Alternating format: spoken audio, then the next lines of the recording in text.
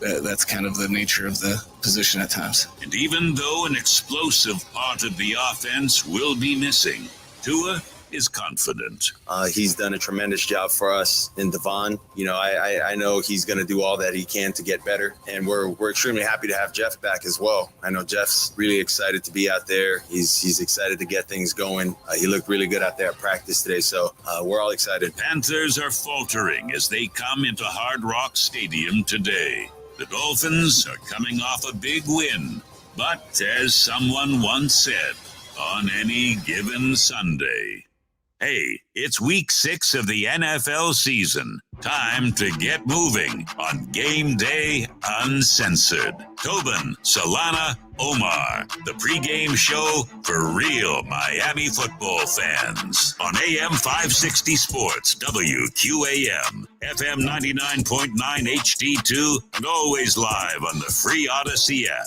Game Day Uncensored is sponsored by South Florida Lexus Dealers. Experience amazing by Tito's Handmade Vodka. Tito's Handmade Vodka on game day? Pour me in, coach. Edmore Sawgrass Cadillac. Make sure your next Cadillac is backed by Morse at Edmore Sawgrass Cadillac. Proud partner of the Miami Dolphins. By JM Lexus. At JM Lexus, you'll always get the home team advantage. And by Williamson Automotive. Williamson is Miami.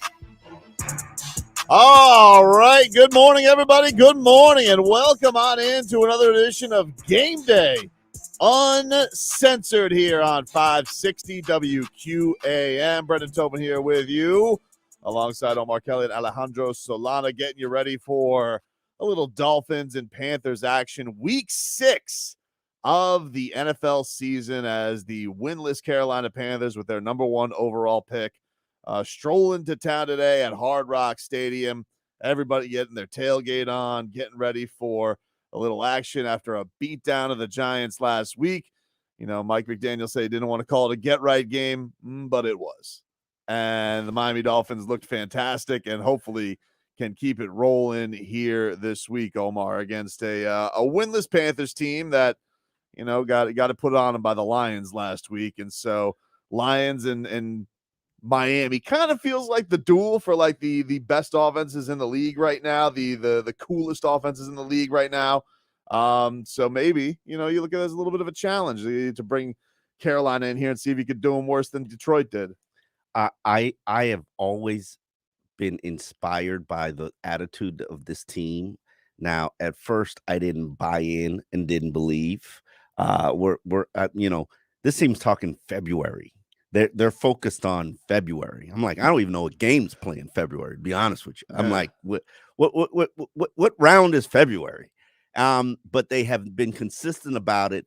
And now they're like treating some opponents like they're playing Bethune-Cookman. I would never disrespect Florida A&M University. It's always Bethune-Cookman. And they're like, Panthers? Oh, winless Panthers? Oh, yeah, they could get us. But, we're going to play Liam Eichenberg at center. That always makes me nervous. I don't care who the opponent is. That always is going to make me nervous. It's the Eichenberg Express, baby. You ready to ride? No. I mean, that seems like one of those rides that like they stop in the middle of the ride because they got to do maintenance on the ride, and the guy's like driving it. He's like smoking. He looks like he hasn't showered in like a week. You got some real carny that's running it. Yeah, absolutely care. A carny. Yeah. Some of those carny rides, man, like you go on them and they're dangerous. They got some loose seat he's belts. Like, the ride that goes backwards. He's like riding it, standing up, just riding it. Trying to keep everybody safe. You ever get on that like old school tilt-a-whirl? It's a little rusty. Yeah. Like, and the only thing that it's holding you together is like a string that you put through like a loop. And then, like, they got one pull-down bar, but it doesn't pull down. The pull-down bar that doesn't pull down? Oh, that's the Eichenberg Express, baby. That's what it is, man. They're like, you be fine. Just hold on. Do you feel like I know they hate that term, get-right game. Like, can this be for him? For him, though, in particular. Okay, for him. Because, look, I'll give him – I don't want to say give him a pass. I can understand struggles against Buffalo. Buffalo's amazing. That front four is amazing. Yes. They don't stop coming. Carolina – obviously not as dominant. Last week a Giants defensive line that was very, very big, with the O-line did a good job with him out. But yeah, this is going to be the first time where you got 2 starting linemen that are now out, projected starting linemen with Tehran out obviously on IR, and now Connor Williams out again with this groin. But in a way, do you feel like this could kind of get him? We talk a lot about his confidence. Could it get his confidence better? Yes, it can, and I think it's more of the operation. Right now, just talking to Liam this week, I became a little bit more sensitive to the things that he had going on, and the challenges that come with center. Because understand, center isn't just about doing your job and blocking. As Connor explained to me, and I wrote a story about this in All Dolphins because I think as Liam explained to me, Connor is going to be out. I don't think this is just this week. Or if he does play against the Eagles, you probably might see him like rest a couple weeks after that. This is a groin issue where they feel like it's not going away unless he gets significant rest. And again, they're thinking about February. I don't even know what game's playing February. What round is February? They're thinking about February and not right now. And so their goal is to get Connor right. So that means you might be riding the Eichenberg Express for a minute. And with Eichenberg, he said something. He was just like, your responsibility is you make the line calls as the offensive lineman. So you make the identifications and you decide who procs who and what the protection is, what's the call. And he said it was a little bit of a challenge and guys were like, get me right. And he's like, hold on, wait, like, I'm not ready. And so I think, and then after the game, Tua took responsibility for the fact that he didn't do enough. So I think that there's a universal union in terms of maybe Tua takes over those line calls and those line protections and helps Eichenberg out a little bit. I think center is actually his best position. Just oddly enough, I know it sounds foreign. If you're going to make him a NFL player, I think center is his position because he can actually snap the ball pretty well. He snaps it kind of better than Connor Williams. And at center, you're not forced to block somebody head on and hit. In my opinion, that's his issue. He can't hold his ground when he's just blocking a real good defensive tackle, and then he doesn't have the speed to play offensive tackle. So I'm like, okay, you can snap, go be center. And here we are, riding the Eichenberg Express. How you feeling about this, Solana? You need like a vomit bag next to you? I do, actually. Feeling a little queasy. Man. By the way, you mentioned Connor Williams. If he ends up playing next week, it could be a case of them resting him because of the groin. I understand. I want to beat the Eagles as much as anybody. I'm not looking ahead, but just because you mentioned it. But why, right? Like, we are looking ahead in terms of health for the end of the season because clearly the Dolphins – I'm not worried about this game, truthfully. I think the Dolphins are going to beat up on bad teams. And I know the fan base. Have you ever been in the position? Can you remember as a Dolphin fan, like, oh, yeah, we're about to whoop this team's butt? No, but I can't remember as a Dolphins fan back-to-back weeks being double-digit favorites. And that's just the reality we're at here. Like, the Dolphins are a good team. They're actually a good team. Yeah. And I don't feel, you don't feel like threatened? I need a vomit bag going up against a team that hasn't won yet, week 6, because I feel like the Dolphins are going to take care of business. What if they get you? What if they get you? I mean, do you recalibrate? No, I don't know, Omar. You don't have that. You don't have that. You're not waiting for that. That's so Dolphins moment. No, because I kind of feel like there was a little bit of that with the Buffalo game. Like I think there was a lot of hype going into that game, and I think you got humbled. But it's not. Like, yes, NFL, you're going to get NFL'd every once in a while. You're going to get like, oh my God, I can't believe it. But one of the things that has impressed me with them is, this even goes back to last year's, when they take on the teams, they got more talent than they usually take care of business. Usually. It's not something that if especially with Tua out there and he's good to go, they take on a team that they're better than. They don't usually let the look ahead get them. Yeah. I mean, they had 3 turnovers. Like, they played a really sloppy game last week. They've been playing kind of like, it's interesting. Like, that's kind of been the thing where last year the big issue was the pre-snap penalties. And now this year it's been turnovers. Like, they've had some turnovers that have really kind of bit them in the ass and could have had games that were even more dominant or a little bit easier. And, Tua throws a pick 6 in the end zone, or Moshe puts it on the ground, or Connor Williams and Tua mess up a snap. Like, that's been the bigger issue this year than the penalties. They still aren't completely clean on this stuff, which I guess is good. They have stuff to work on. But the thing that makes you nervous is yeah, you can maybe get away with it with Carolina and the Giants and all that stuff because they're terrible. But as we saw against Buffalo, you make those mistakes, they'll make you pay. And I think that that'll probably be the case next week. So I would like to definitely see a clean game this week. I would like to see them protect the football, not have those boneheaded mistakes. But it is, I think the thing that, makes you feel good against games like this is like, yeah, but then they'll throw some play that Tyreek and Tua drew up in the huddle, and it'll be a touchdown.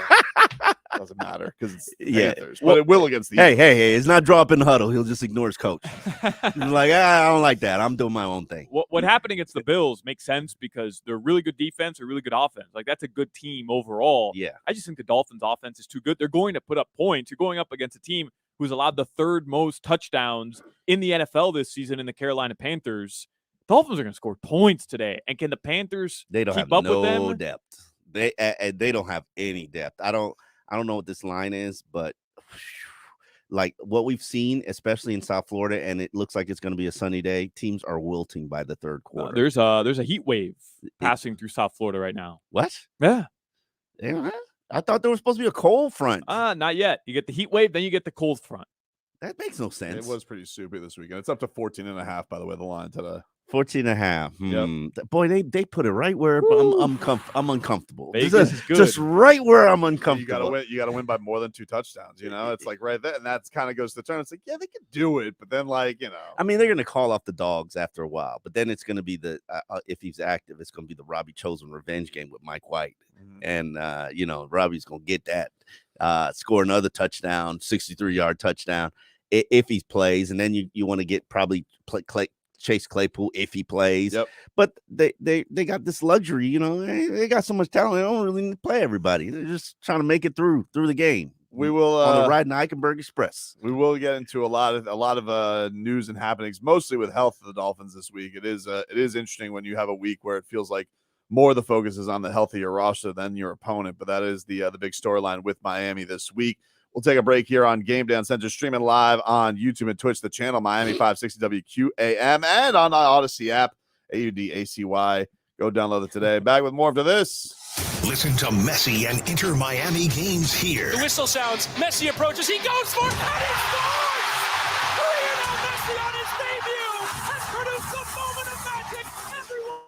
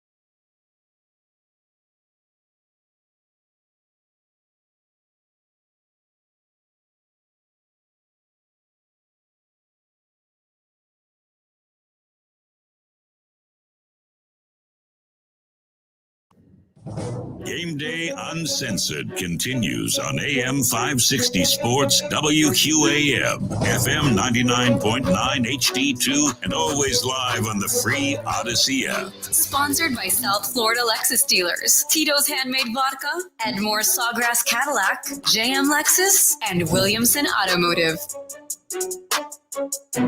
All right, welcome back, everybody. It is Game Day Uncensored here on 560 WQAM. We got a 1 o'clock kickoff today from Hard Rock Stadium as your Miami Dolphins welcome in the winless Carolina Panthers. We are streaming live on YouTube and Twitch, the channel Miami 560 WQAM. Tobin, Solana, and Omar Kelly here with you. Vlad, appreciate you getting up with us to produce this morning and come along for the ride. And you guys can also get us on the Odyssey app, AUDACY.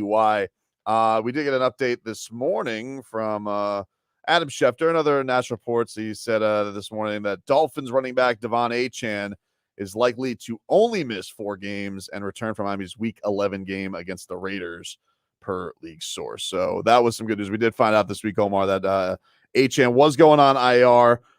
Did you get the vibe on Monday? Like I felt like listening to Meg McDaniel. He was a little squirrely around the details with Achane, but like when this kind of did sneak up. It felt like, he was in and out on Sunday in the game, and then all of a sudden, Monday, we got a lot of things we're looking at with him. So I guess your reaction to how everything kind of broke down before finding out that we're gonna lose out on the rookie sensation for a little bit. I actually saw him in the locker room and talked to him after the game, and he looked fine. Walked fine. Then, excuse me. Then we heard Mike McDaniel basically acknowledge that there was something there, and they're evaluating it. I saw Achane in the locker room on Wednesday. Major limp. Major limp. He was walking without a brace. There weren't any signs that he had anything arthroscopically done at that point. So that was a good sign. But, the limp was pretty bad, substantial. And I was like, yeah, that's not I could play in the game on Sunday kind of limp. But even this Schefter report, just knowing the Dolphins' history, just because you're activated on the day that you're eligible to be activated doesn't mean you're going to be playing. Just look at Jeff Wilson. Right. I can name a number of other guys. They're going to give you an extra week just from a precaution standpoint. So, I know that tweet is basically directed at all these fantasy football fans who are like, should I keep him? Should I dump him? Should I keep him? And I'm sure you should keep him. But I would also, I'm very excited today for seeing what Devon Achane can do, because as we've detailed and discussed, he had earned the spot ahead of, Devon Achane. And while Devon is tearing it up, I believe my colleague, Alan Poupard looked at the stats, and Devon's first point of contact, which is the point where people touch him on a running play, is 7.1 yards. So if the offensive line is blocking to the point where you're 7.1 yards downfield before somebody touches you, that's pretty damn good.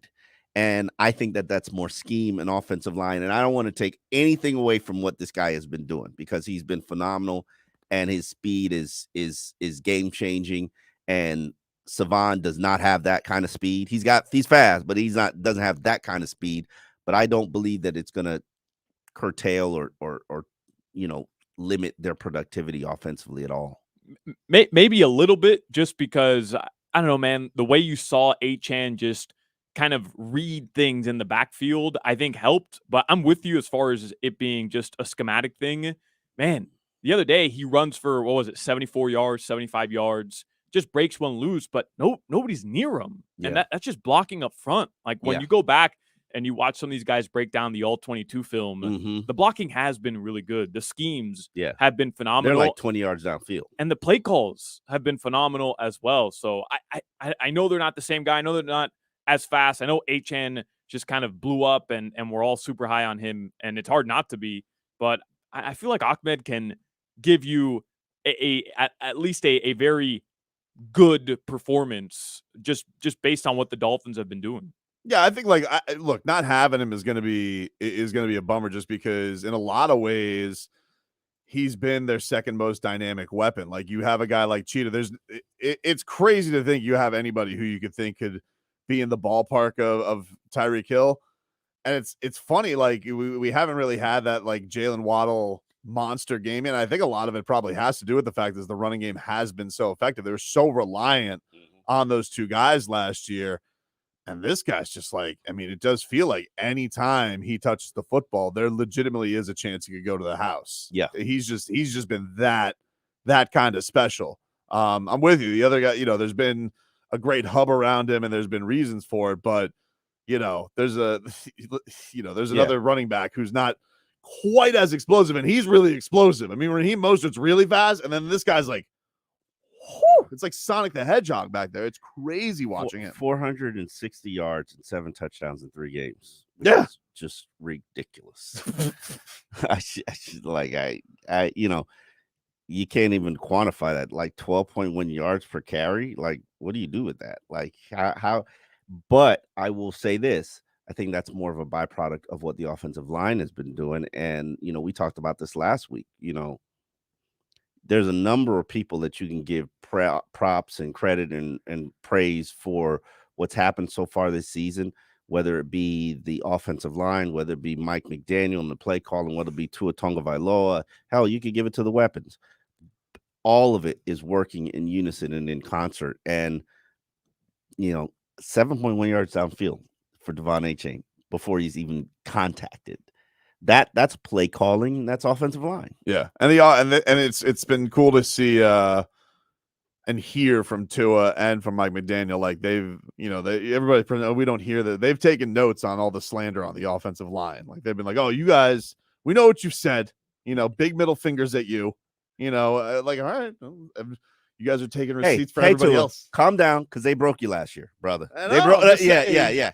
They broke you. It's a good quarterback, though. Yeah, but how about, I'm just thinking about this. If I would have told you 8 months ago, hey, we're going to go into a week 6 game, no Connor Williams, no Teron Armstead, Liam Eichenberg and Austin Jackson are going to be starting on this offensive line, and the Dolphins are going to be 14.5 point favorites. Yeah. And you're going to feel good about it. You're not going to be scared at all for Tua's health. You'd be like, check this guy out. He's on drugs. Check him out. He's on drugs right now. And that's where we're at. If future you came back, it wouldn't make sense to you. Mm-hmm. You'd be like, nah, there's got to be like a Mark Colombo. There's got to be somebody that's going to drop out here that's going to ruin this, right? Like, it doesn't make sense. No. Yeah. The Austin Jackson is more realistic and understandable from the standpoint. Like last year, we didn't see Austin Jackson. He played 66 snaps, and the majority of those snaps he was playing hurt. Mm-hmm. Like, what did you want from him? So we don't know. Now Liam, I think we've seen. I think we're good. We're good enough. The sample size is pretty substantial for you to say, yeah, you're not very good. But it's more about the other two to me, because last year, when you think about what really drove the Dolphins' production offensively, I know it was Tua, I know it was Waddle and Hill for sure, but I going into the season, I felt like Teron Armstead was the second most important player on this offensive line, just based on what we saw last year. Mm-hmm. Tua, the 2 concussions or the 3 concussions, whatever, but also just the stability of the offensive line dropped precipitously when Teron Armstead didn't play. And I know Kendall Lamb deserves love, even last year, the 2 games that he played in. Love and praise. But without Teron, that O-line didn't look the same last year. Mm-hmm. And this year, it's been a totally different story. Kendall Lamb is doing a phenomenal job. I know he allowed a sack last week, but those things happen. It happens. It's part of it. Comes with the job. They get paid too. And the guy who got a sack, I can't remember his name right now, the second-year player, former first rounder, he's pretty good, and he got him. He caught him slipping, and he got him. My hope is that there isn't much drop-off from Kendall. I think there's a challenge, if I'm going to be honest, for Kendall, for the body. Like, the body is going to wear down progressively.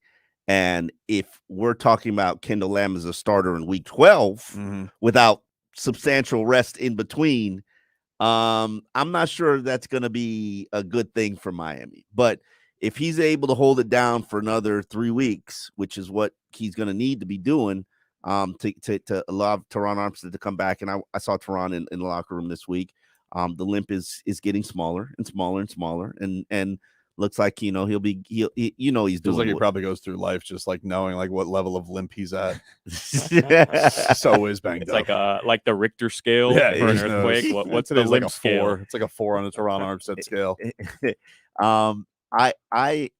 Yes. I don't think you can, even though Robert Jones is coming back right now. He's been activated off IR this weekend.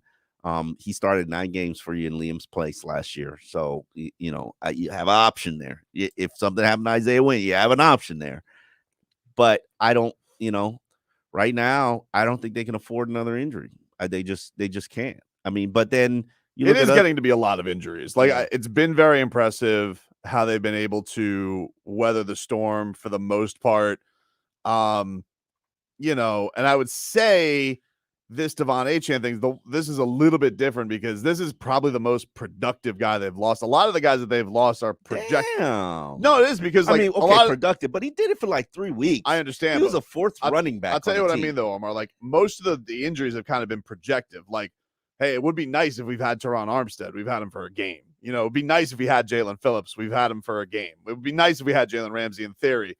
Devon Achane's kind of the first guy they've really, oh my God, this guy's given us a lot, and now we don't have him.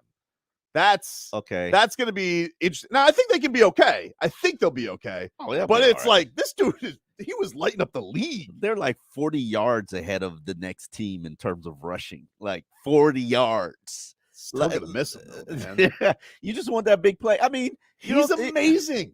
He is incredible. I'm like, I don't understand okay, we knew he was fast. I saw him light up the Canes last year. Track star, cool. It's blowing my mind what he's doing every single week. Yeah, and it's blown my mind too because he wasn't that good in camp, and he wasn't better than Savon Ahmed, and I'm just like, okay, this is why I'm very excited for today because I finally get to see what Savon Ahmed. Yeah, think about how hungry that guy's been. He's like, I get a groin injury. This guy comes in, he tears up the league. I'm forgotten about. Yep. I'm nobody. That's true. Like I could have carved out my career for the next couple years in this run. And here there's this young whippersnapper, 3rd round pick, shows up 12.1 yards per carry.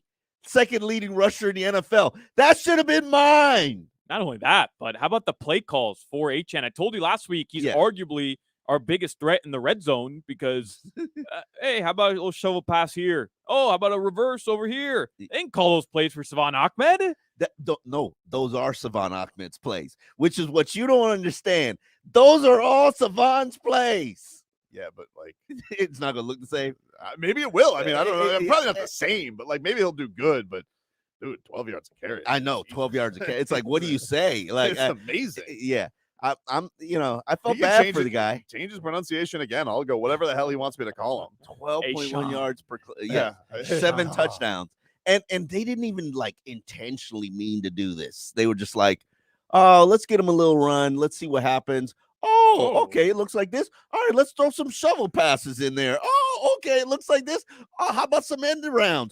Oh, okay. It looks like, oh, shoot, we could do a lot of stuff here. Are you surprised, though, Omar, at how good the Dolphins have looked despite all these injuries? Because I know you had really talked about lack of depth going into the season, and I was with you, by the way. I was 100% with you. I look like an idiot. Yeah, me too. I'm used to looking like an idiot. But it does have its limit. I get it. They've done good, but again, it's gonna have its limits, Omar. I don't know. I didn't think Who did you think Andrew Van Ginkel was gonna tear up the league? No, I didn't think he was gonna be Lawrence Taylor.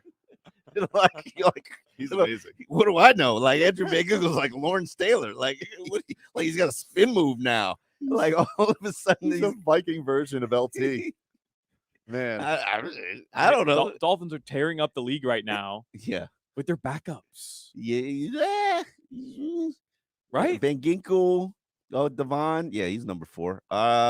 Kendall Lamb. Oh, okay. Yeah, him too. Yeah, you gotta give me another one for me to justify this. Eichenberg Express, baby. No. Today. I mean, whoever they throw out there for Jalen Ramsey, whenever Jalen Ramsey. Oh yeah, comes back. But that guy sucks generally, no matter who it is. That's been the one where you're kind of just like, I wish he would get better. Yeah, Cam Smith, come on, bro. you can only have so much, it's tough. You can't have nice things all the time. The Dolphins managing their injuries are their keys to the game, which are brought to us by Edmore Sawgrass Chevrolet, your lease return headquarters. Click EdmoreSawgrassChevrolet.com. See how you're backed by Morse when it comes to returning your lease. Edmore's is a proud partner of the Miami Dolphins. We'll continue on here on Game Day Uncensored. Could see a new face. Chase Claypool. Will he make his debut this week? That's next here on Game Day Uncensored. Join Dolphin safety Javon Holland live every Tuesday at Hollywood Kia.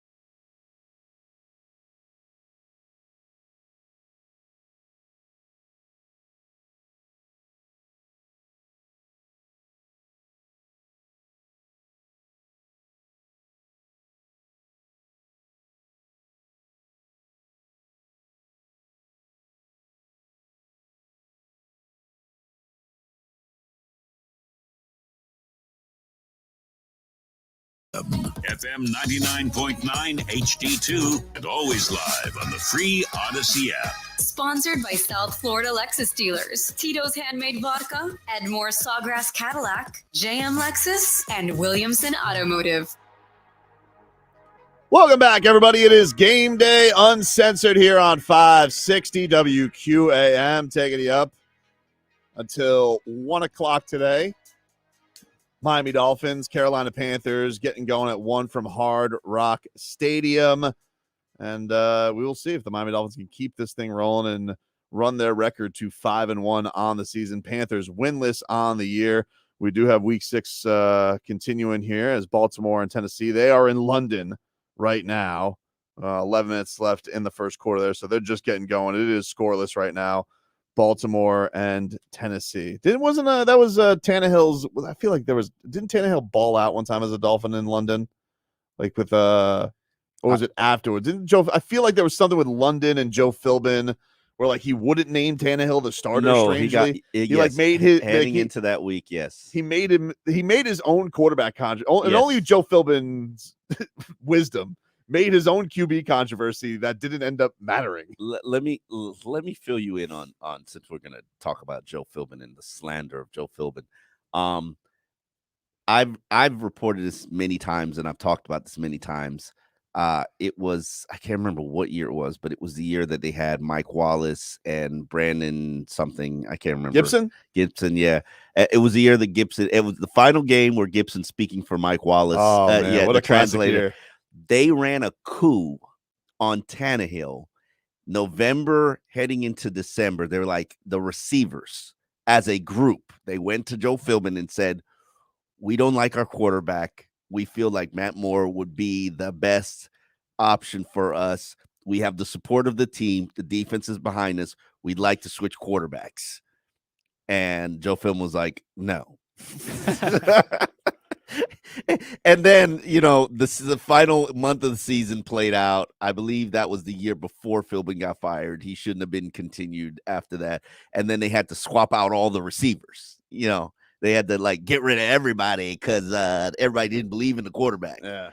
But yeah, it's if he had a and he almost drafted Derek Carr. Like he wanted Derek Carr instead of Ryan Tannehill. So Joe Philbin wasn't always all the way in on Ryan Tannehill. The problem is once you commit, you can't turn Once back. you're in. Yeah. 2014, Dolphins beat the Raiders 38-14. Tanny goes 23 of 31, 278 yards, 2 touchdowns and an interception. And he threw a 13-yard touchdown pass to Mike Wallace. Yeah. Okay. And then Deion Sims, 18-yard touchdown pass. Deion Sims. Yeah, that was a long time ago. Lamar Miller had 2 touchdown runs, though, in that game. Lamar Miller was a good back. Well, speaking of not Devon Achane, but he was a good back. Speaking of guys that have had some controversy around him, and maybe hopefully we'll have it behind him. Chase Claypool made his practice debut this week. Omar, what was the first gander at Chase Claypool? What were your thoughts there? We're referring to the vending machine. The vending machine, dude. Yes, he's big. He's big. He's Brandon Marshall-esque big, which is I don't know if he plays with that level of toughness because Brandon used to just throw people around. But he's massive. He's substantial when it comes to size, and he actually can move. I watched him run his routes, and he's not a slow, lumbering wide receiver. Now, how can they implement him? As we know, because we actually cover the team, you basically need to learn how to speak Spanish in Spain in order to play in this offense, which Devon Achane is probably the fastest guy in terms of learning it. And honestly, I don't even think he knows it. I think he just gets just enough. Yeah, he has Rosetta Stone. It's called 4-2. It's 4-3-1. Don't. That's not what my eyes tell me. Let's not exaggerate it here. My eyes tell me. Hey, he's not 4-2. He's 4-3-1. And if you ask Tyreek, he ain't running 22 miles per hour yet. I think I gotta even tell you something. I think Tyreek Hill's nervous. Oh no, he is. That's why you got nervous. That. That's why I got that 22 last week. You've been chirping about it. Yeah, I'm telling you right now. He's absolutely very sensitive about it. This week he basically said, "Why do I always have to talk about speed? Why is this always brought up? Let's talk about the opponent." He's like getting real nervous now. I'm telling you, his top spot it's it's a little in jeopardy here. He tweeted it. I'm washed. Yeah. He knows. Got caught from behind. Everybody's making fun of him. I don't think he found that funny. No, he found it hilarious. I don't think he found that funny. No, his teammates killed him for it. But I mean, he did clock the fastest time in the NFL that year on the play that he got caught from behind. I understand. It doesn't seem to make a lot of sense scientifically, but still funny. Here is Chase Claypool. This is him saying he's happy not to be in a losing situation right now. I just I think that when you lose like a lot of games in a row, there's frustration naturally. I think that's new for everybody, I'm sure, from the top down. So I think just being excited, about getting some wins and stuff like that. I think that just comes naturally, and once you start winning, things start getting less frustrating, obviously. So it definitely is a better situation than being on the Bears. Hopefully that'll help with them. Yeah, I mean, he doesn't have a crappy quarterback. Yes, as a running quarterback, a running back playing quarterback as his quarterback. But there's also no expectations for him. That's got to be almost liberating for him. I think. I don't know if he likes that because he's in a money year. Like he's making $2.99 million in the final year of his rookie deal. This was a guy that was supposed to get a massive deal. Coming. He was building up to. He's going to be the next big thing. I mean. And I say this, and I said this last week, a team gave up the 32nd pick in the draft for him. Like, think about, there's a very short list of players you would give up the 32nd pick for on the Dolphins roster to get. Like, he's going to have to do a lot of proving if he's going to get a big contract. Like, he's going to have to not only be great, but also I think that's Pat. I think all the chemistry stuff, all that stuff is he's a rental, so mine is not even worried about that. Right. No, I mean, from Miami's side, we talked about it last week. It was a win-win, I think, for them because any problems later, you give him the deuces and he's out. But just from Claypool's perspective, I don't know. I see it as a guy who had massive expectations twice with two different organizations, and both times because of either on the field or off the field, whatever it was, just never ended up working out. And now he gets to come to a situation where he's going to be behind the scenes mostly. We're not going to be talking about him week to week unless he's making plays, which is obviously going to benefit him. But if he's not, we're talking about Achane, we're talking about Tyreek Hill, Jaylen Waddle, Tua. We not really worried about Chase Claypool, to be quite honest. You're right. And I don't think he's the difference between winning games and losing games right now. No. So for him, just the way I see it, for him, that's got to be at least a bit comforting for a while. Have you met a diva receiver? I have, but I haven't hung out with them. Yeah, that's how their minds don't work that way, unfortunately. And I can't say that I know him because I've had one conversation with him. And clearly he's on his best behavior right now. Yeah. I think more he looks at this situation as like, God, thank God I get to leave Chicago before winter comes and I'm in Miami. It's a lot of hot broads around here. Hopefully I can contribute, but ultimately I just got to stay out of trouble and freeze my ass off. I got to stay out of trouble and be a nice teammate and not piss anybody off and learn the offense. Catch touchdowns in the end zone. You really had that expectation? In the red zone. Oh yeah, in the red zone. I do. Yeah, I do. Well, no, he is. When I say he's big, he's big. I mean, for Tyreek to call him the vending machine. Yeah. And here was Cheetah in the locker room and his reaction to how big Chase Claypool is. Yeah, he's a big dude. Like, what's crazy is, man, like he looks like a vending machine out there when he's running. You feel me? So very fast, very fluid in his routes. So he's definitely gonna be a huge addition to this team, man. Whether it's blocking, whether it's receiving the ball, whether it's whatever this team needs him to do, man. So very, happy to have him here. I feel like, with the room that we got, like everybody's competitive. Everybody wants to get better each and every day. So that's going to help him get better. You feel me? So it's all about, challenging each other, because at the same time, I'm telling these young guys, hey, man, like y'all making my job easy, or, hey, you feel me? Like, so I'm excited to have him. And I view Chase Claypool as an H-back, a slot receiver. I think he's going to learn these roles before he can actually learn to be a wideout. But I think his future is probably going to be slot receiver. And he's going to be Braxton Berrios' backup. And keep in mind, Braxton's got a knee issue that I don't know if is getting better. And, You just got to keep riding it out. I will say I used to shake the snack machines down the road at Barry University all the time. Mhm. There was a very vulnerable one down at Thompson Hall. So you could shake a snack machine and snacks will come out? Hell yes, dude. This was one. It had like a wobbly leg, so you knew if you got the right leverage on it, you were getting some snacks. And it wasn't like it was an old school and had the coil. So like that's always like now they got like, little walls and gates up on them. Much tougher to crack the code of getting it. We have some tough ones over here. In fact, there's one note on one of our vending machines down in the kitchen that says it's stealing people's money.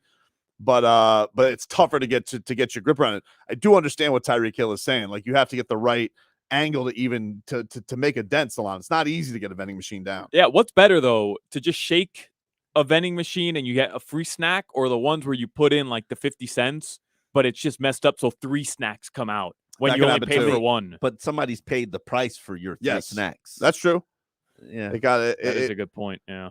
But listen, as long as I'm not the sucker, I'm happy with the free snacks. By the way, you mentioned that sign, Tobin, not to stray away from the point here, which is that Chase Claypool is a massive human being. But how many dollars do you have to lose for you to finally put that sign up? Like, that vending machine takes my money once. I just say, hey, I'm not using this vending machine again. Nah, it's about 2. It's about 2. It's 2? Yeah. Okay. Yeah. But, you thought you got unlucky that time. That person printed out like a whole damn like a constitution against using that vending machine.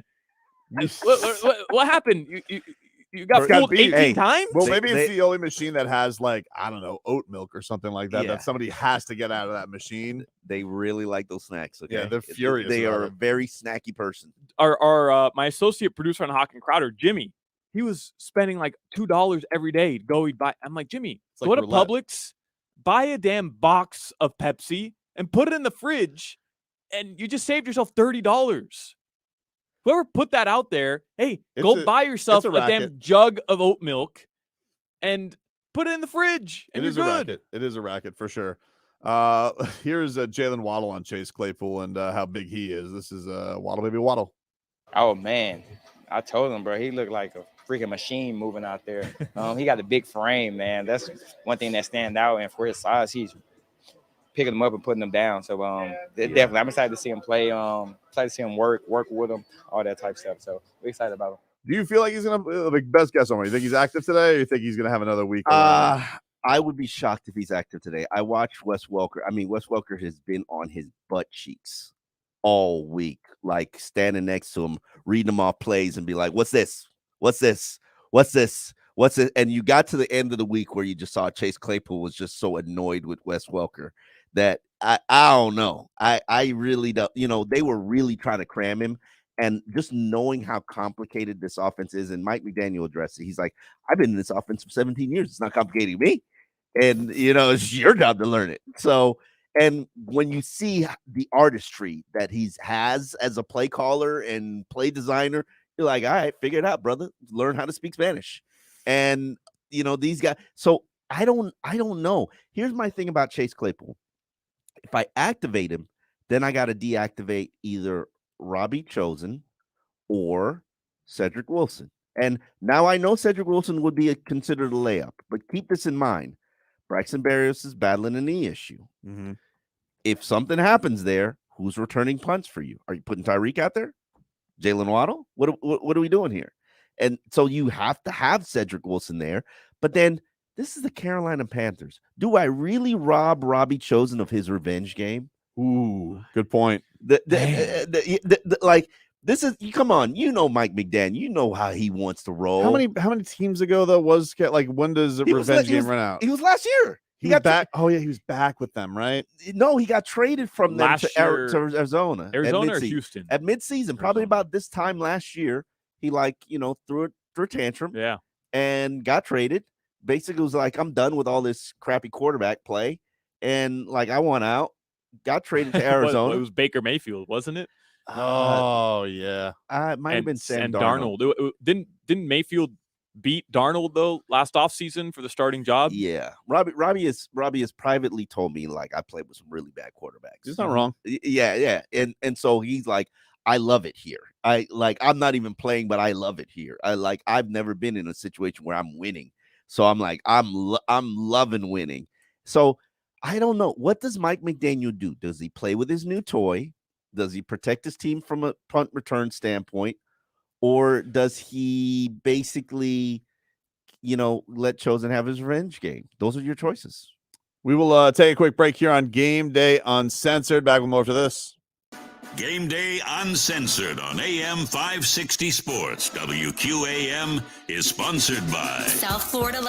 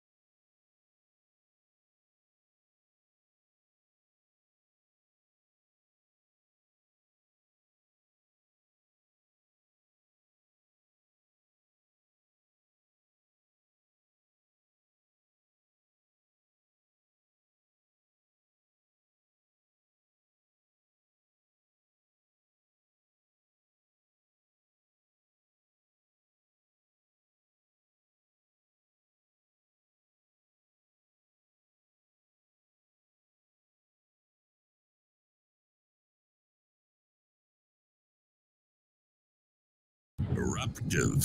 Powerful. That was the Dolphins last week versus the not-so-mighty Giants. A needed win that helped set the sails straight once again. Today, another game that might be an easy win. The winless Carolina Panthers are in Miami Gardens to face the Dolphins. The Finns, however, will be short a key component. The man of action is out. Devon Achane is hurt. Coach McDaniel says the Dolphins will adjust because, well, that's what you do in the NFL. You know, that's why we have a large group of very good running backs, because that's kind of the nature of the position at times. And even though an explosive part of the offense will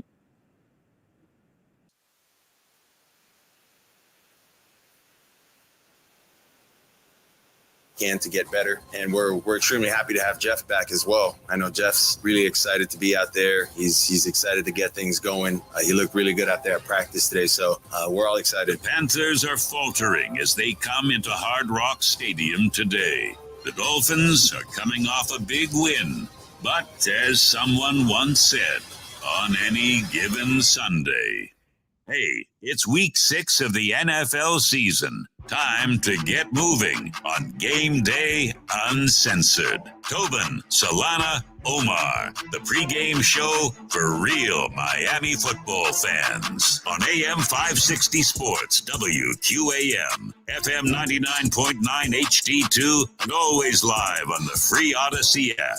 Game Day Uncensored is sponsored by South Florida Lexus Dealers. Experience amazing by Tito's Handmade Vodka. Tito's Handmade Vodka on Game Day. Pour me in, Coach. Edmore Sawgrass Cadillac. Make sure your next Cadillac is backed by Morse at Edmore Sawgrass Cadillac. Proud partner of the Miami Dolphins. By JM Lexus. At JM Lexus, you'll always get the home team advantage. And by Williamson Automotive. Williamson is Miami. All right, welcome back in, everybody. It is Game Day Uncensored here on 560 WQAM. Tobin, Omar Kelly, Alejandro Solana, getting you ready for Miami Dolphins action. Week 6 of the NFL season is upon us, and your Dolphins welcoming in the winless Carolina Panthers. I like to call this segment People Lying. And when I say people lying, I mean Miami Dolphins lying to you about the Carolina Panthers. So let us dive in and hear from Coach Mike McDaniel, who likes to tell you these Panthers, dangerous, dude.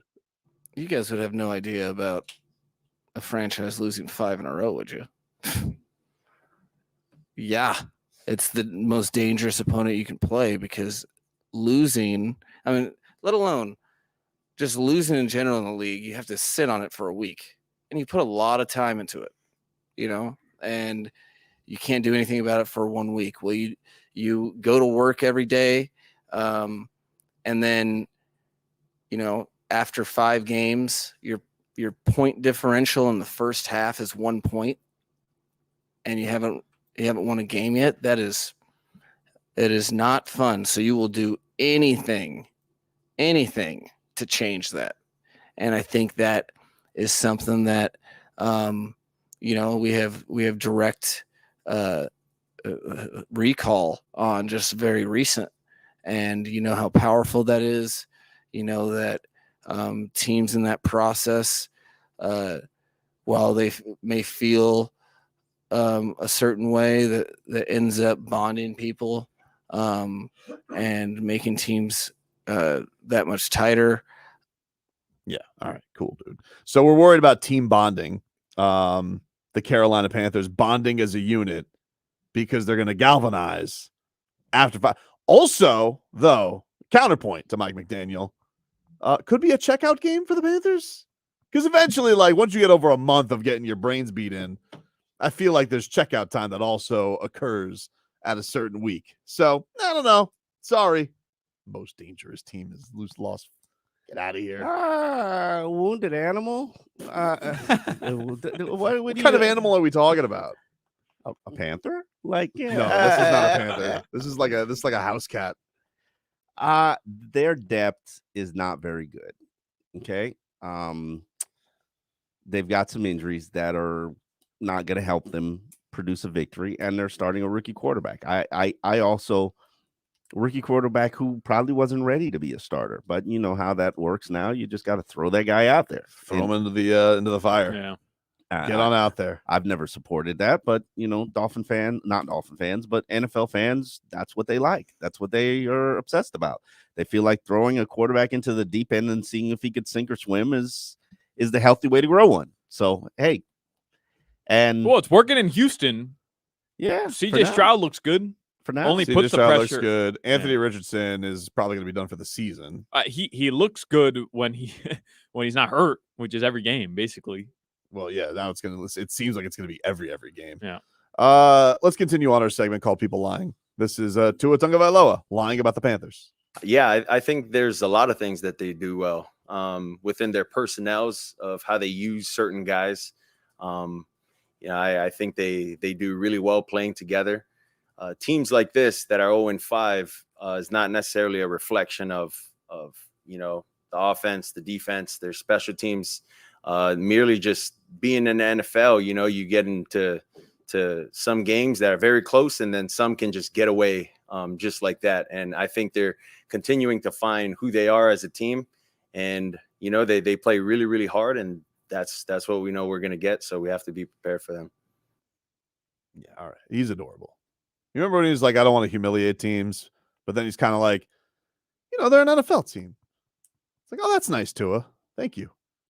That is true. They are in the NFL. They have the logo and everything. Brian Burns could have a money-making game today.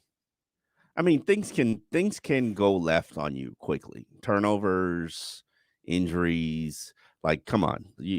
Let's say you lose Austin Jackson. Mm-hmm. Keon Smith's out there at right tackle. How good do you think it's going to look? You can get got.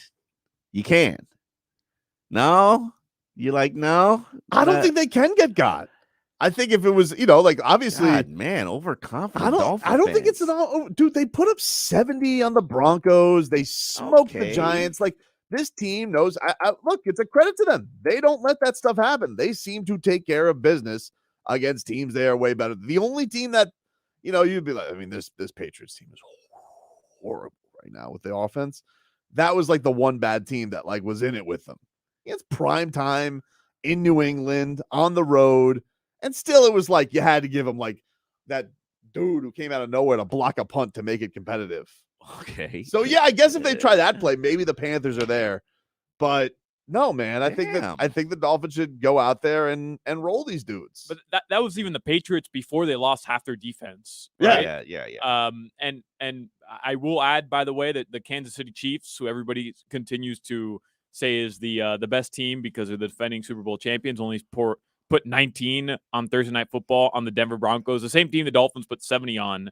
Don't do that. It's a Thursday night game against a division rival. Oh, I'm doing that, man. I am 100% doing that. But the Giants needed a pick six, which shouldn't have even happened because there's a clear defensive pass interference right before that should have put the Dolphins on 1st and goal on the 1 yard line. I'll allow that. Just to make it somewhat close at halftime. Okay. Giants were never in that game.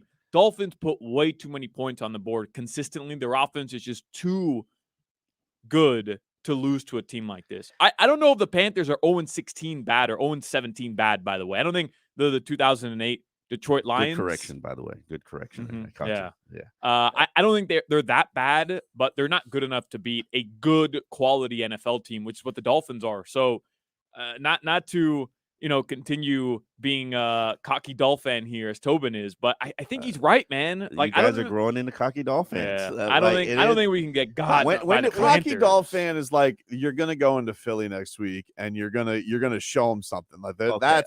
That's cocky Dolphin. All right. I have an expectation because these guys, do such a good. I get it, and I think I like that about Mike is that goes in there, he goes. Doesn't matter. You can't carry over points. He does a great job of that. I don't feel like they're a team that does. We're not playing an opponent. We're playing against ourselves. We're that's trying to be the best version of ourselves. I think that's what I know he hates the term get right, but I do feel like this is like a tighten up game. Like get things right going into next week. I mean, if you look at the laundry list of things that they got to fix, and I mean, Tua's got to clean up his game. Yep. We're riding the Eichenberg Express. Hopefully we don't crash. It would be nice to see Kendall Lamb kind of have a good performance against Brian Burns. That would, build some confidence there. Inside linebacker's been a hot dookie mess. And it'd be nice to see David Long actually not get criticized by, Vic Fangio for a week. And secondary, I would argue to you that I don't think they're playing very well as a secondary. In fact, opposing quarterbacks have a passer rating of 101.9, which I don't know where that stands. I'm going to look it up in the league, but that's pretty high. Quarterback with a 100 passer rating, it's pretty damn good. Solid. So it's about to get much worse for the Carolina Panthers. A lot better because of the Dolphins, but much worse for the Panthers. Yeah, that's true. You got to get right in the secondary. I don't think they figured out how they want to play, or they've developed a comfort level yet. And hopefully it's something that can take the next step. But yeah, it's these get right games is what you call these get right games. I reject them. You only reject them because the coach tells you to reject them. No, coaches, 20 years of indoctrination. You're like, I've seen Dolphins teams slip up and let these games go. I would just like for once one of these players just be like, we better whoop this team's ass. I mean, Tyreek Hill was asking all week, can we talk about the Carolina Panthers? Yeah. And yet he's challenging Darius Slay. Yeah, but Tobin, you say that and you do lose, or it's a close game. Well, don't lose. No, I got you. We will literally have a meltdown if they lose to Carolina Panthers. Well, forget that. I mean, social media will have a heyday. Do not lose to the Carolina Panthers. Yeah, you put out tape like that. Oh, we're gonna crush them. You know what happens, and then you're on the front page of SportsCenter the second you lose. There are some Dolphins still talking about how big the expectations are. We'll get into a little bit of that. And also, can we expect a breakout game today from a certain someone? GameDay Uncensored back after this. Text WQAM on the Kendall Toyota text line at 30556.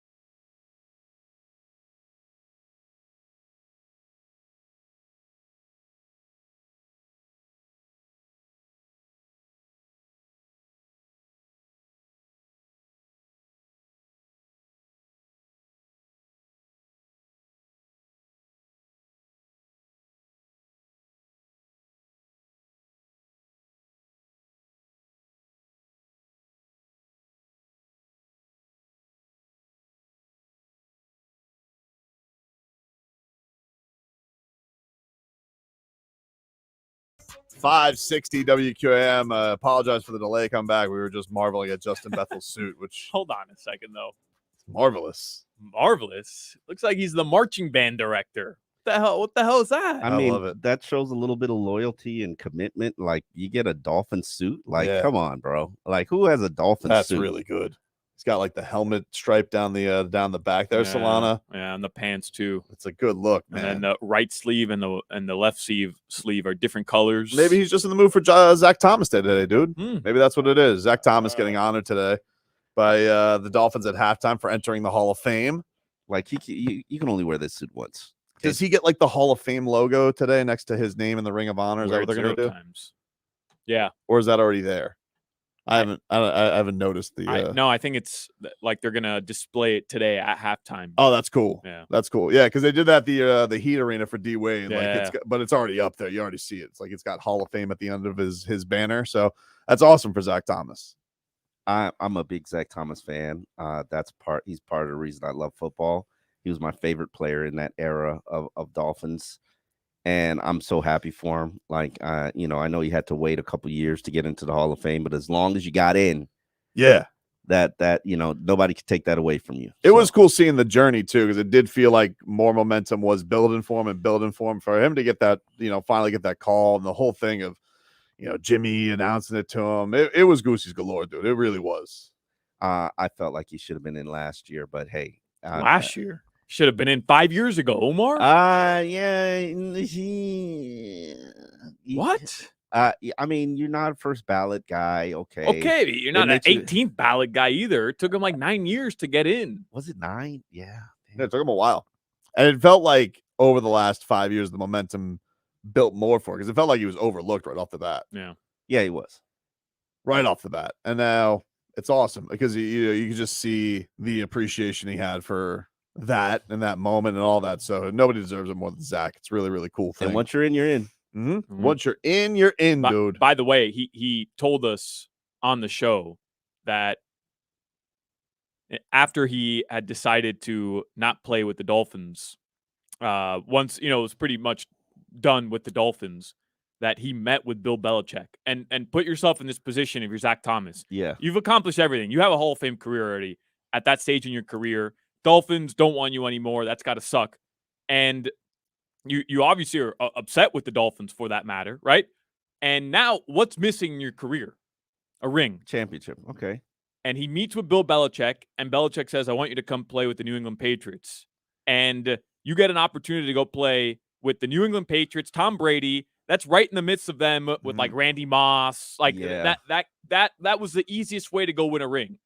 And Zack told us that he sat with himself after that meeting with Belichick and said, I can't do that to Dolphins fans. Go play with the damn Patriots. That's awesome right there. And he ended up going to play with the Cowboys. Because even D Wade went to play with the Cavs with LeBron when he had the choice to come back to the Heat. I don't even talk about I hated that. That was the only time I was a little mad at D Wade. No, I cried when he came back. Of course. I got, like a grown man, way too emotional about it. But it was a great return. It was phenomenal. I wish he had never gone. It really is this guy. It was like shooting Superman without his cape in the Cavs jersey.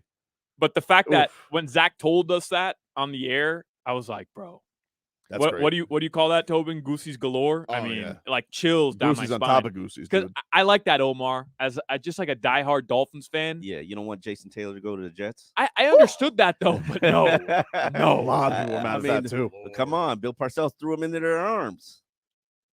Oh, he did. But didn't he fake like I couldn't hear? He's like, hey. And Bill Parcells acted like his hearing aid wasn't in. Like, Bill Parcells cut Zack Thomas, dumped him, and then threw away Jason. There needs to be like a night where they blow up some things at halftime. Like they should blow up Bill Parcells' golf cart one time at a Dolphins game, just for good measure. Okay, I could see it. Yep, have some fun. The only thing Bill Parcells gave us that was great was Tony Sperano. Yep, and the Sperano fist pump, which in my opinion is a great era in Miami Dolphins history. Listen, they did win the division under Tony Sperano, and last time they won the division. Speaking of Goosies this week, you were happy about certain comments that you heard this week about winning the division, Solana? Yeah, I know people are going to be upset with what I say here because Bradley Chubb is a very polarizing figure right now because of the figures he makes, the dollar signs he makes. But Just the fact that he talked about winning the division. It wasn't about getting into the playoffs. It was about winning the division. And the Dolphins are in the driver's seat. Thank you, the Jacksonville Jaguars, Tobin's ex-team. Appreciate the Jags doing us a solid. But go out there, win the division. That's the goal. And that's what Bradley Chubb was talking about. And I still think that that's imperative here because you win the division, you set yourself up nicely going into the playoffs. I think it is very important, man. Just taking care of the division. That's how you achieve. That's a step closer to how you achieve the ultimate goal. You know, everybody knows what the ultimate goal is, and you got to take steps in each. You got to hit many goals in order to get to the big goal, and that's one of the many goals is winning the division. Like you said, like people are not happy with just making the playoffs anymore, and we made the playoffs last year, but we felt like we could do so much more last year. You know what I mean? And we got a completely different team now with a not completely different, but, you know, different mindset and expecting to be there and expecting to do all the things that we know we can do. Now it's just about honing it all in and make sure we take week by week the focus of what we actually want to do as a team. And I feel like if we take that path, man, things are going to start going well for us for sure. Definitely had a week. The one thing with Get Right or whatever you want to call last week, it was nice to see. And I know that the offensive line for the Giants was in tatters. I mean, whew. Yeah. But it was good to see the big dogs go eat. It was nice to see. Big dogs except for Bradley Chubb. Yeah, well, you know. But it was great. Sealer, like I loved watching the Sealer and Christian Wilkins mic'd up this week. Okay. Oh, yeah. that was good. Why you like seeing Sealer get wiped down? Wipe him down. Yeah. I love the fact that that Christian Wilkins wouldn't let him declare himself swaggy. Yes, no. But I love seeing those guys in action. It was good to see. I've seen Christian Wilkins chase after running backs, you know, down the side. Like I just felt like you saw those guys play with a more vibrant energy. You know what? While I'll say this, it would be nice to see Bradley Chubb actually play like Andrew Van Ginkel. You know, just let's put that out there. Mm-hmm. Yes, the defensive linemen were eating, and a lot of it was the twisting and stunting. And I watched that game where there was just heavy twists and stunts and games. And I said to myself, okay, why weren't you doing this in the first couple of games? Like somebody clearly like talked to Fange and said, you know, what do you call them? Fangs? Fangs. Yeah. Fangs and said, fangs up. Hey, how about we actually do some of the stuff we did, you know, previous 4 years? Like, you know, like let's try some of that. I know you don't feel like man coverage and zero blitz is your thing, and then we understand that. But how about our defensive linemen just twist and stunt and play games? Well, I mean, I thought like, especially like, say like the last quarter of the season. I know the record wasn't great, but I did feel like Wilkins and Sealer had as big of an impact as anybody. And I think, you know, Wilkins, obviously, he's one of the few guys Fang seems to praise all the time. Does he really? Because he kind of criticized him this week. Well, really? First time? Yeah. Well, he said he was rusty or something like that, right? He said his little vacation. You got the old don't like vacations. Yeah. They don't like vacations. But for the most part, he was basically the only guy that seemed to get his praise in training camp. And then Zach Sealer got an extension. So, like, it would be nice if they could go to him and say, hey, can we do what we like? Can we do what works for us? Can we do something? Yeah. I you know, that whole defense, if there's anything that's going to hold you or prevent you from beating the Philadelphia Eagles and the Kansas City Chiefs and the Buffalo Bills, it's going to be your defense. And they got, you know, hopefully they spend this week getting right in stat games and figuring out who they are as a team and how they want to play. And, you know, yeah, the scale goes up a little bit when you're playing the Eagles, which is next week's opponent. But you got to take those steps forward and got to develop trust. And we talked about last week, spent all last week about building trust and, you know, trust falls. Well, that was a step in the right direction where Fangs basically said, okay, fine, I'll let you do what you like. And nice. on the defensive line. Yeah. And you saw the end result. I want to see a little more though, man. Let us blitz a little, bro. Let us blitz a little, man. No, that ain't I him. miss bodies flying everywhere, bro. Let the ponies run. Yes. Nah, that ain't fair. That ain't gonna happen. We'll take a quick break here. We'll give you your player to watch coming into this game as the Miami Dolphins getting ready for the Carolina Panthers. Plus, vibes are good right now with this team. We'll tell you a little bit about that as well. Back after this. You're listening to the exclusive home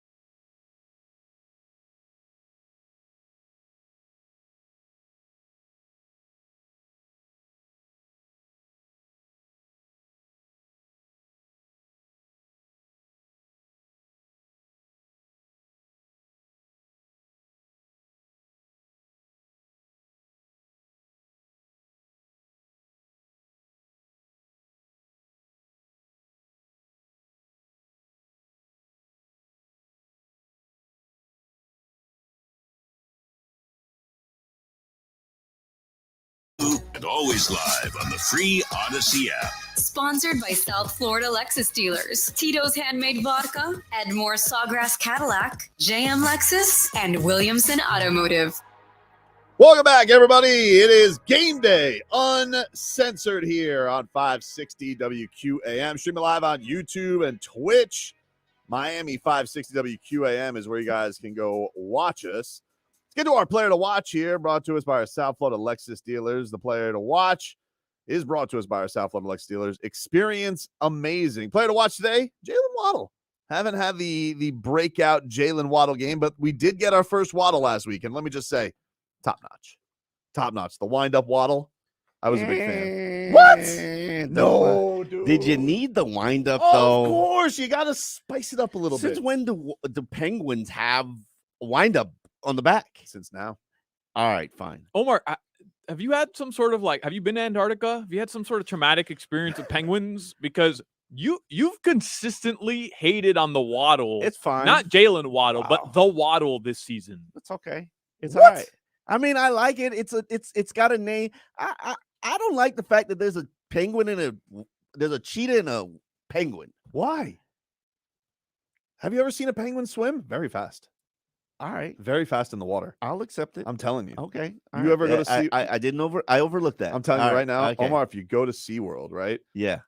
They have a big penguin exhibit. And then there's this one giant water wall where you can see they're zooming, dude. Yeah. They're going so fast. All right. You got to watch Planet Earth more, I think. Yeah. Okay, because I underestimated the penguin swimming. Okay. Not only that, but the penguin. They're like little think, torpedoes. Yes. And they're savages, bro. Really. Like the way that I swear you don't think about it because it's a cute little tiny penguin and you think like they just hang out. Nah, bro. These penguins live crazy lives, Savage man. life? Savage lives. Oh, they have to go wander. You know, then the ladies have to go wander. Right. You know, they're the never ladies, together. The ladies go on these treks and they have to jump off cliffs into the ocean. Got to avoid elephant seals. Avoid seals, avoid sharks, whales to get food to then come back. And then they have to use waves to get back up over the cliff.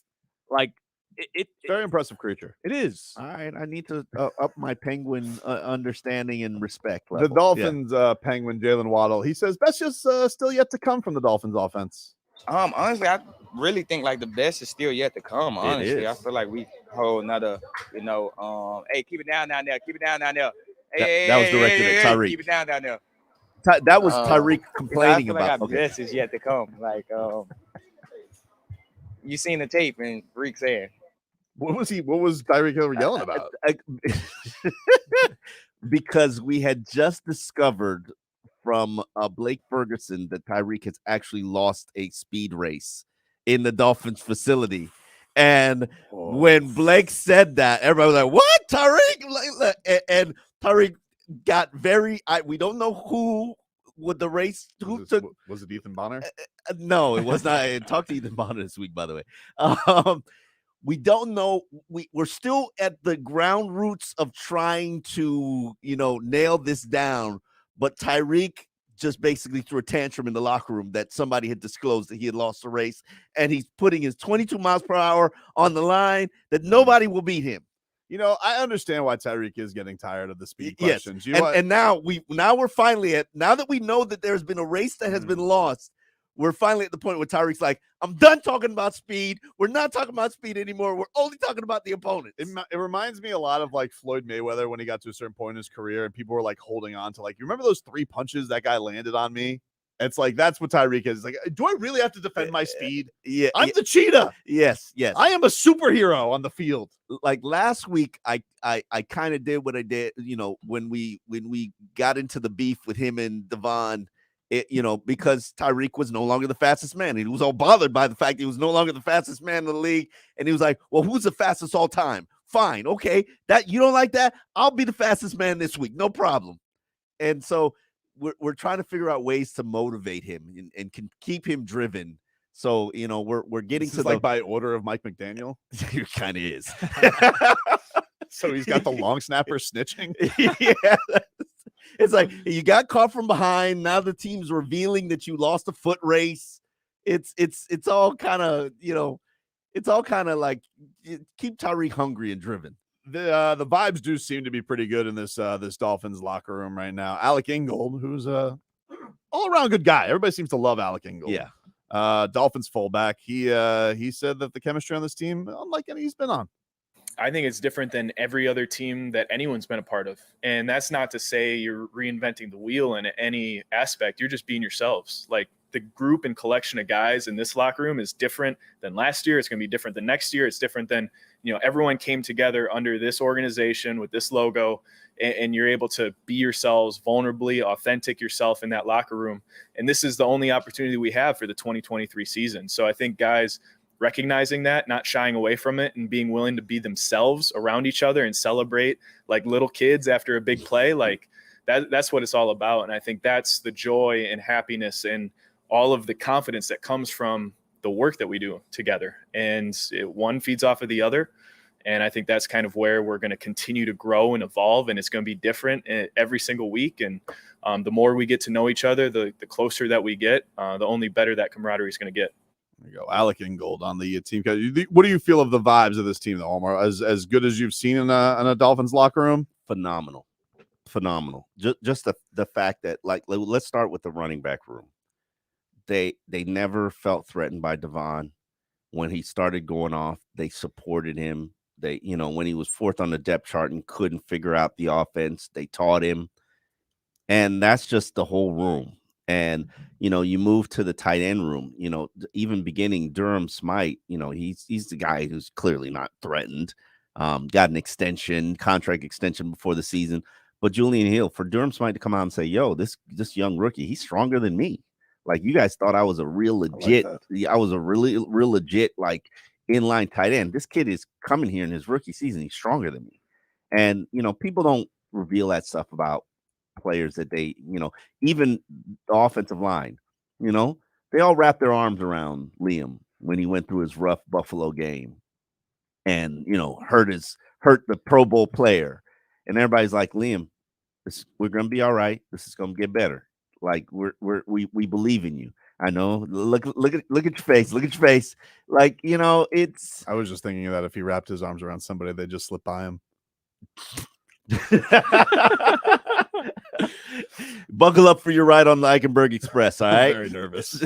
I will say, though, vibes are always good, right? When you're 5-1, 4-1. When adversity hits is when you'll be able to. I mean, you got your face kicked in against Buffalo, but they just responded the next week and was just like, we'll get them next time. Yeah. We'll see you in week 18. And I'm like, okay. Like, all right. And the maturity, it really starts with your leadership, to the point where Mike McDaniel's highlight a big portion of the film review is celebration touchdowns. I love that. Touchdown celebrations. Like, you're viewing the game film, and part of your review is let's grade and evaluate everybody's celebration. Like, huh? Did you guys did you see this week that Tyreek Hill got fined for doing the peace sign? Yeah, what the hell is that all about? I know that he's got the whole sock thing going on, but isn't that his thing? Now he's not allowed to throw up the peace sign. That's his thing. You can't throw it up directed at somebody. Get faster. I don't know what to tell you, dude. Yeah, that's a ridiculous fine. I mean, they're coming after the cheetah.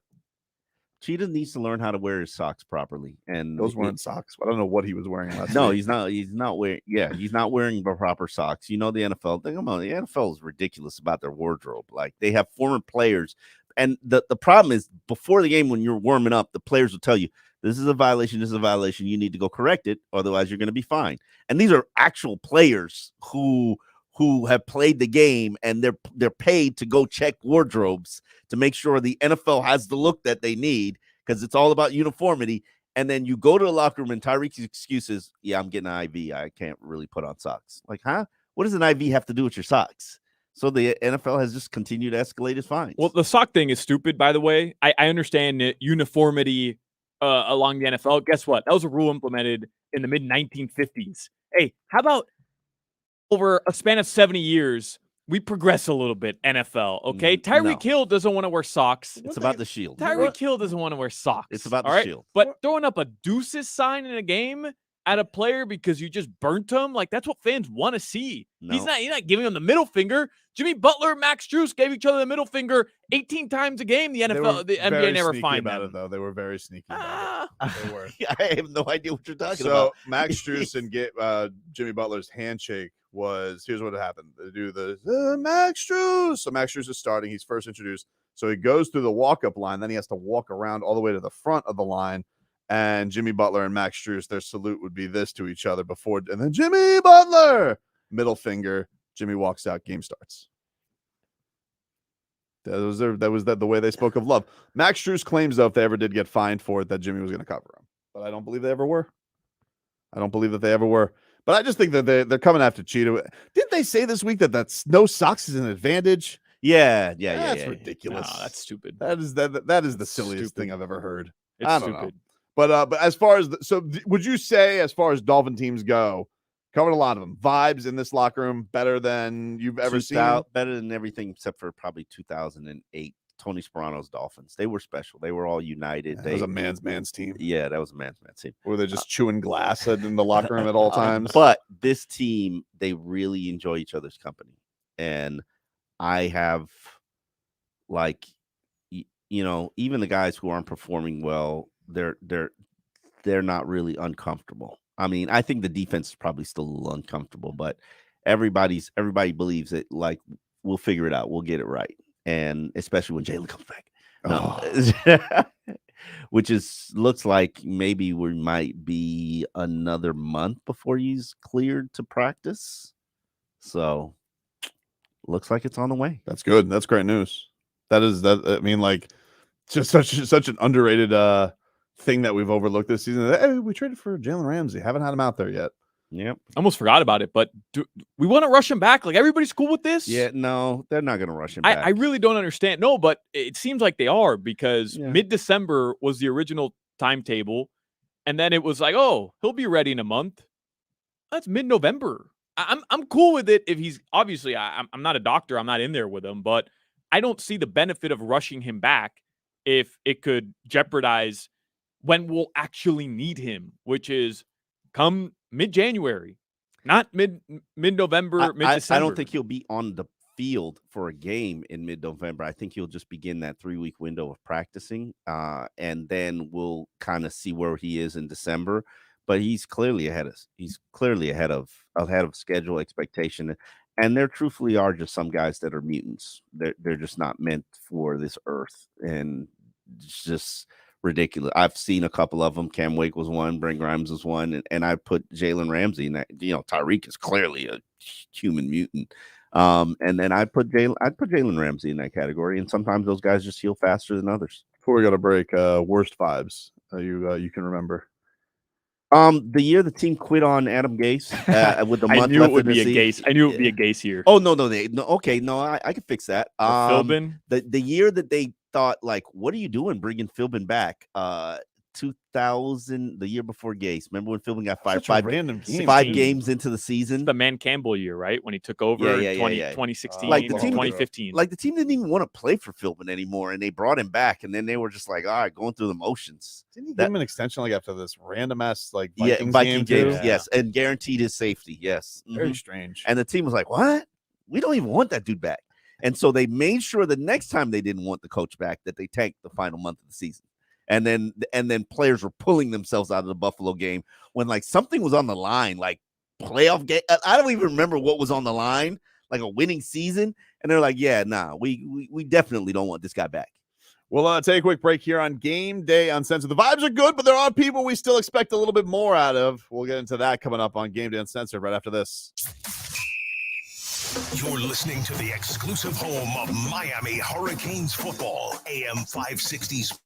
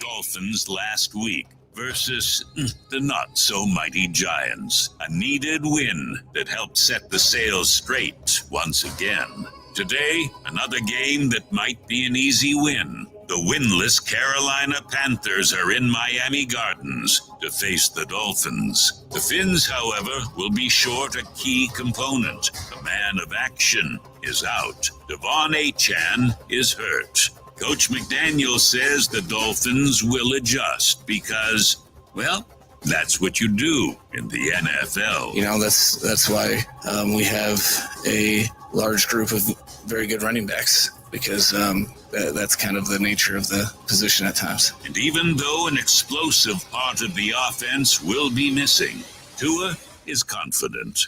He's done a tremendous job for us in Devon. You know, I know he's going to do all that he can to get better, and we're extremely happy to have Jeff back as well. I know Jeff's really excited to be out there. He's excited to get things going. He looked really good out there at practice today, so we're all excited. The Panthers are faltering as they come into Hard Rock Stadium today. The Dolphins are coming off a big win, but as someone once said, on any given Sunday, hey, it's week 6 of the NFL season. Time to get moving on Game Day Uncensored. Tobin, Solana, Omar, the pregame show for real Miami football fans on AM 560 Sports, WQAM, FM 99.9 HD2, and always live on the free Odyssey app.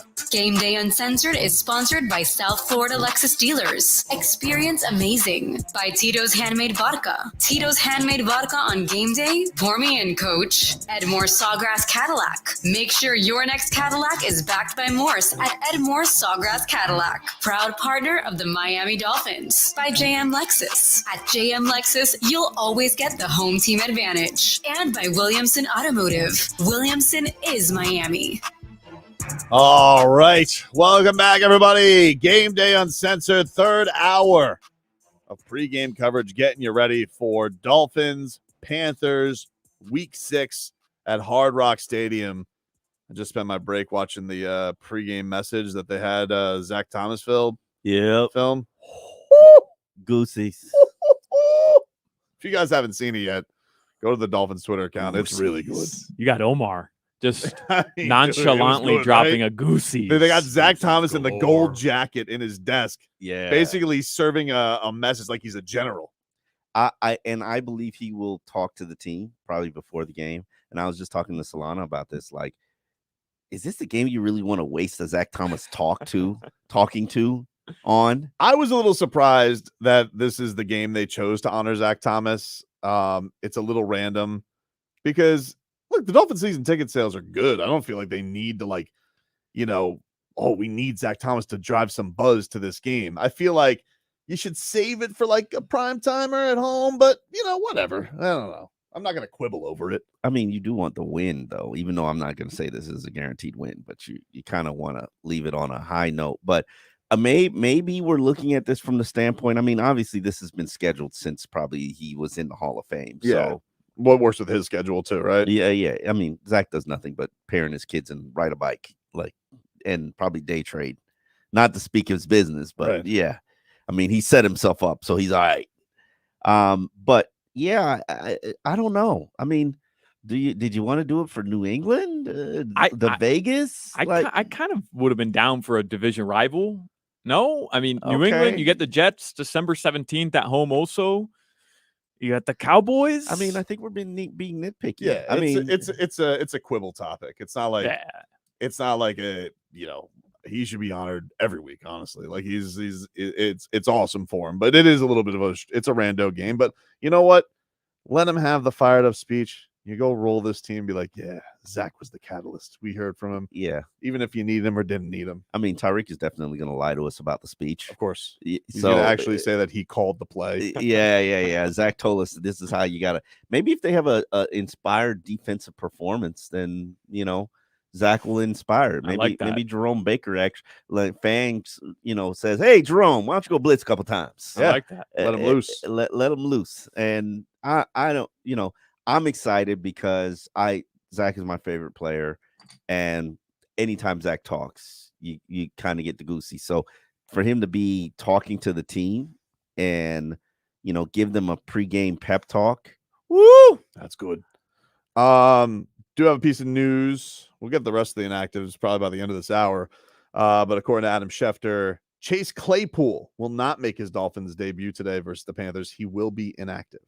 So no vending machine today. No snacks. No snacks. That would be a good nickname for him, Snacks. I don't think he's gonna like that nickname. I don't think he likes a vending machine at all. But hey, it is what it is. I just didn't get a good feeling like that he was going to be able to learn how to speak Spanish. I just didn't. No habla español. No. Needs some more time. Needs some more seasoning to get ready. But and also, as I presented to you this situation in the last hour, right? Do you expose your punt? Do you have Tyreek and Waddle out there returning punts if something happens to Braxton Berrios, or do you rob Robbie Chosen of his revenge game? I love a good revenge game. I give it to Chosen, man. Yeah, I mean, I knew where Mike McDaniel was going on this. Like the revenge, like he's like, oh, revenge game, oh, revenge game. Like I want a revenge. Like, oh, Robbie, oh, this is the team that like dumped you. They did, and and acted like you didn't have no skills. Oh, okay, Robbie, I'm gonna give you about 4 plays. It's always good to find like the little motivations in a game, especially a game McDaniel, like he digs them out. Yep. But you know what I like about it? He's not in your face. Remember Rex Ryan? Yeah. Dolphins would cut like 3 guys, and then 2 weeks later they're on the Jets, and he makes them team captains to go out for the coin toss. Like he's like Charles Clay, right? He's in your face, revenge game, petty guy. But McDaniel's not. He's just so strategic. Oh, I want Robbie in. I want Robbie out with the captains. Yeah, yeah. I'm that guy though. Come on, I'm that guy. Like for it. Listen. Hold on. I want Robbie as the only captain out there. I mean, Teron Armstead is hurt. You do need another captain out there. Yeah. You know? I'm that. I am that guy. Let's get Robbie in the only circle. The only captain. The only captain. Send him out by himself. You send him out by himself. Like, you remember me, don't you? Yeah. You see me, don't you? This has been obviously an awesome season so far, Omar. I mean, there's 4-1 being at the spot they're at. They did get stomped by the Bills, but I mean, you're in first place this much into the season. But there's always things that you can quibble over. Do you really count that first place? Yes. All right. First place is first place. What do you? If your opponent if your opponent can't take care of their business, that's on them. That's on them. That's on them, dude. Like, I don't know what to tell you. You lose to the Jets when Aaron Rodgers gets hurt. Yeah, that's on you. That's not a me problem. If you don't know how to take care of your business. Okay. All right. So listen, man, if they were in last place, you would count that last place, wouldn't you? We'd be talking about how bad they've been doing. Why wouldn't you give them the credit right now? They're in first place. I don't look at any of that stuff until November, but that's just me. Go ahead. Let's continue. Just give me from your perspective, people you expect a little bit more out of right now so far this season that have not lived up to snuff despite the great start. Who is number 1 on your list on that? Bradley Chubb, $110 million. Let's just start there. And I'm not saying that he's playing horribly because there's pressures. There's just not takedowns. And they're hitting the quarterback. Yeah, I mean, sure. That's cute. And, I would love to have Bradley Chubb give me an impact play, just one impact play per game. And he's done it in instances, in flashes, but it's just not consistent. I think he would acknowledge that he's kind of having a disappointing season. And I know we're always attaching his paycheck to it, and justifiably so. Yeah, welcome to sports. Yeah, you make $110 million. That's rare air, and you're not playing like $110 million. You're letting a practice squad guy outshine you. And I'm at the point now where I think you got to play Andrew Van Ginkel over all of them. Andrew Van Ginkel has done nothing to lose playing time, no matter who's out there. He's too impactful. I mean, dude broke Daniel Jones not playing this week because of Andrew Van Ginkel. I didn't even think about that. Yeah. Yes. No, I mean, he broke Daniel Jones. That's a good way to put it. Yeah, I mean, Van Ginkel has been the only one who's been stellar through all these games.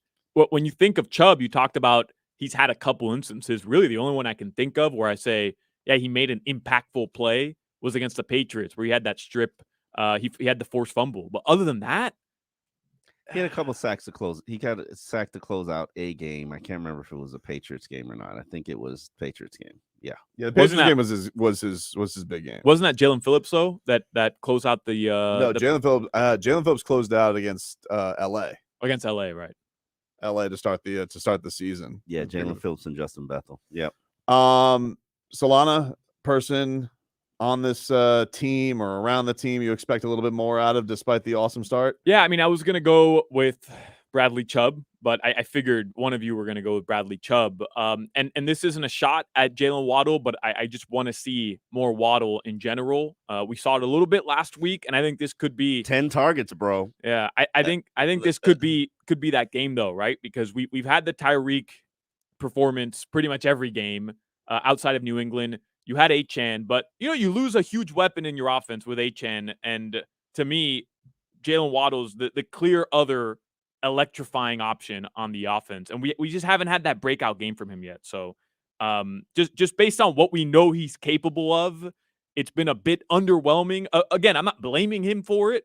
I just think there's so many weapons to go around, or so many guys on this offense, and only one ball to go around. But at some point, Waddle's got to have that big game. They tried so hard to get him the ball and feed him the ball. Two of his interceptions were on passes to Waddle. 10 targets last week. Mike McDaniel, he's trying to take care of his guys. He's like, bro, you off the little slow start. Let me hook you up. Here's the thing that's interesting with Waddle too is like, it's not. I know we're having fun with the cheetah poking at Devon Achane, but Achane's emergence, like the guy who's kind of suffered from it the most, if you want to call it suffering, has been Waddle, because this was kind of a 2-horse offense for most of last year. He wasn't going even before Achane popped off. No, I know, but like it's well, he was injured for that one game in the 70 burger, but it was they put up 70 without their number 2. I know. Yeah, he hasn't, like when he says the offense hasn't hit, it's like I think that's a personal comment. Yes, he's referring to himself. I haven't gone off yet. Yes, he is referring to himself. He has not played well yet.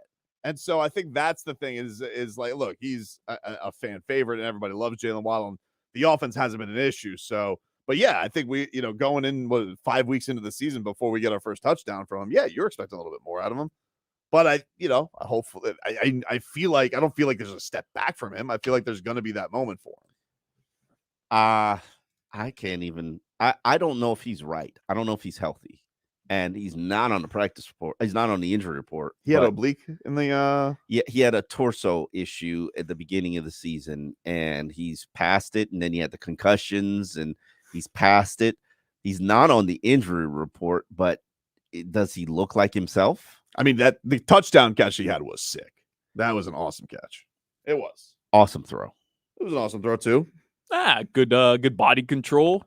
Okay. It was a great look. It was a great play by both of them. But no, we have not seen him like willy-nilly gets the ball across, and a couple of those a game. I can probably like count them on one hand so far this season. But yeah, I think we're all waiting for that breakout game for him to cross the century mark and do what he does. Hey man, he was in the backfield the first play of last week's game. So clearly he's still in the plans. It's also a little unfair too, because I'm judging him just based on yardage and completions and touchdowns.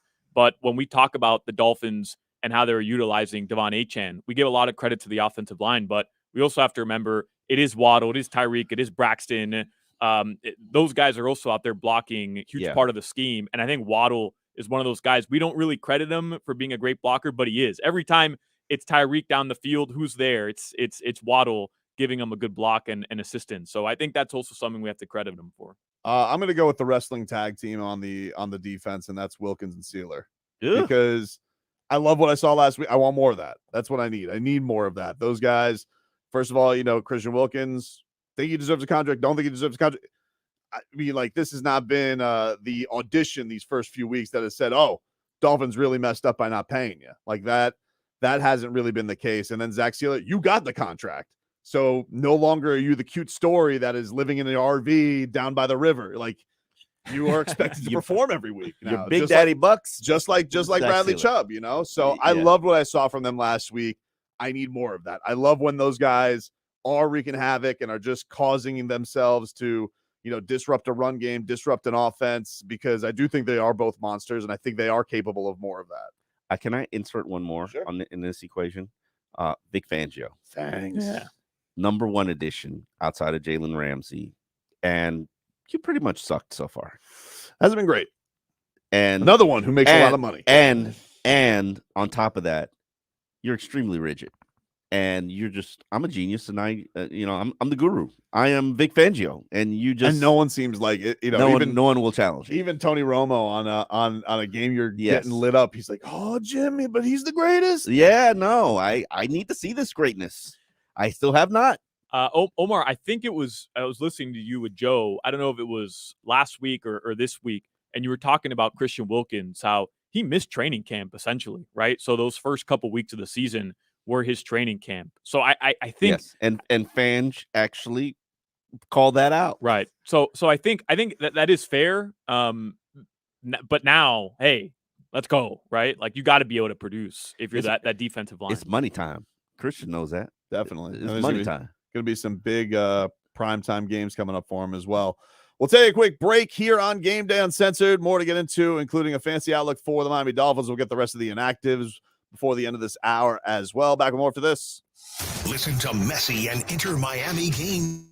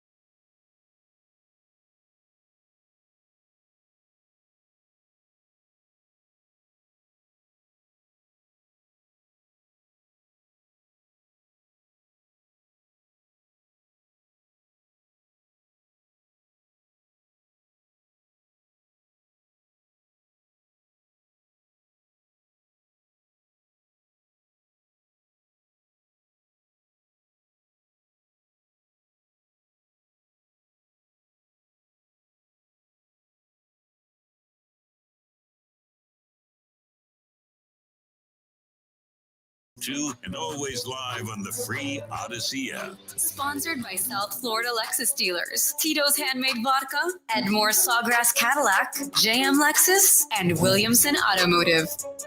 Welcome back, everybody. Game Day Uncensored here on 560 WQAM. Tobin here with you alongside Omar Kelly and Alejandro Solana as we are taking you up until 1 o'clock.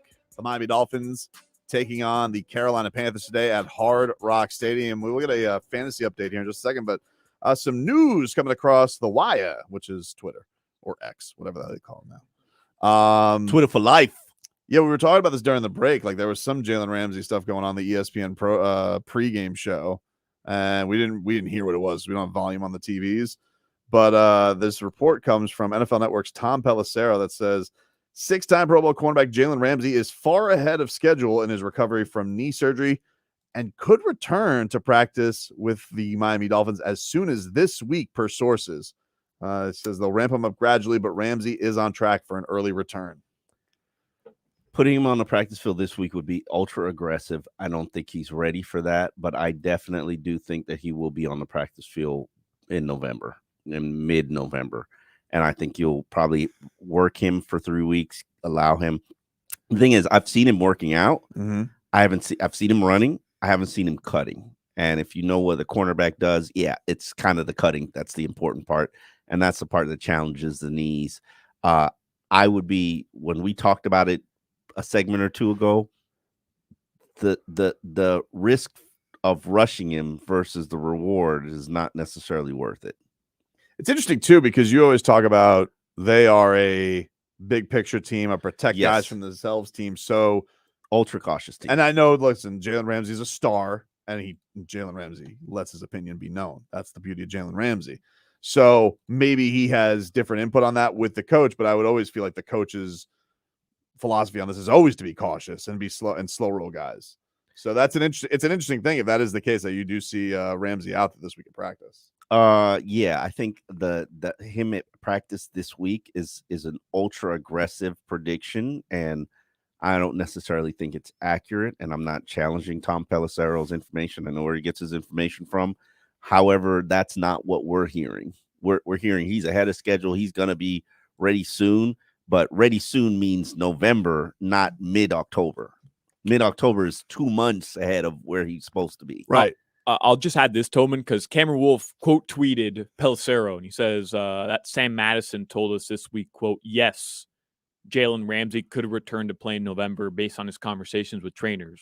So like that does make sense to me. I still think that's a little early, but November makes sense to me as far as on the field. What is this thing? Like, I hear this all the time. I don't know what the hell I mean. There's like a 21-day like practice. Yes. Is that what that is? Like, it's so just once you get designated as a player to return from IR, which Jaylen Ramsey is clearly going to be, and keep in mind you only get 8 spots. Dolphins are kind of used up 6 of them. Once you're designated for return, you get 3 weeks. Like Nick Needham just completed his second week. Robert Jones completed his second week, and Robert Jones got pushed up to the 53 using Devon Achane spot. Now, for Nick Needham next week, Nick Needham will either be called up or be put on IR for the rest of the season.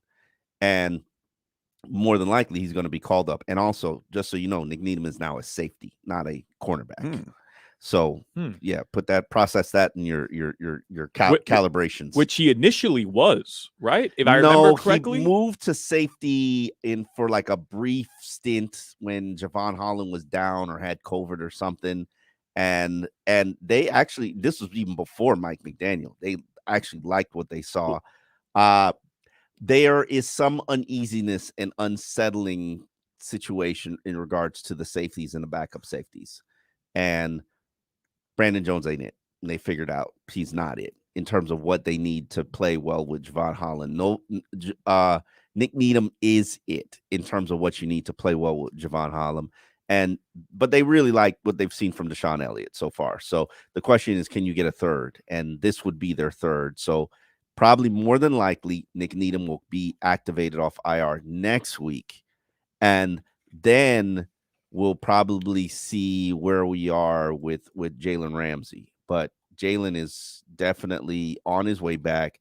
I say more mid mid-November than October. But I've been wrong before, so I'm sure I'll be wrong again. So if they were, but he's coming. So if they were to bring him back and start that clock this week, it would be a having 3-week him clock. ready for that would be Kansas City, because you would have Philly. Hold on, wait a minute. New England. You're making me think now. And then week 9 would be Kansas City before the bye. Kansas City and Germany. Yep. That's not going to happen. They're not going to do that. They're gonna. But if you do it when the bye is here, then the bye counts. I would say November 19th, Vegas. He's not playing Kansas City. I'm sorry. It's just not going to happen. You just think that's too tough of a game to bring him back on? That's too aggressive. Well, hold on a second. That's the game I would want him back for. Do you? Have you seen the Chiefs? Have you seen their weapons? That's just really aggressive, though. I mean, you don't need him for the Chiefs, Tobin. Dude, all right, man. Cover. Like, the Chiefs do this every year where we're not impressed with them, and every year we're playing at Arrowhead for the conference championship. Like, I mean, yeah, you will be playing in like Arrowhead for the conference championship. let's slow our roll. I'll slander some teams, but that team, I'm not slandering. They get the benefit of the doubt. I mean, I'm not slandering. Don't the go Chiefs. against Tay and Travis. That's not what I'm doing. That's not what I'm doing. The Chiefs are going to get. The Chiefs are going to get to the conference championship game because of their defense and because of Travis Kelce and Patrick Mahomes. You know what? But the rest of those weapons, but they still have Mahomes, dude. Like, I still would want. Yes, if you told me I had an option about having Jalen Ramsay back from Mahomes, yeah, I would be very excited about that. To rush him back though, to cover Sky Moore, I don't know his body. What if he's fine? I could see that would be what Jalen Ramsay would want. I just think that's a really, really ultra aggressive approach and to take. Plus, maybe he really likes schnitzel. Like, he just wants to get over there and check out Frankfurt. I mean, he's definitely going to Germany. He's been with the team from start to finish, and he's in fact a huge asset in that coaching room. Listen, I'm going to say this, and it's going to sound real controversial, but I don't need Jalen Ramsay right now. What I need is Cam Smith. And if he's not playing in that fourth quarter of today's game, fans just gonna get it from me on Thursday. Wow. Like, what did he say about Cam Smith this week? Did he say knock on the? Is he knocking on the door? Yeah. What does he need to do? Keep knocking. Like, is it like a speakeasy? Like Fangs has his own knock. It's yeah. You gotta have a. No, wrong. Try again, Cam. Listen. At a certain Sam Madison talked about, and people don't realize this. Sam did not play his first season until like the final month in the year, and and he had to earn it.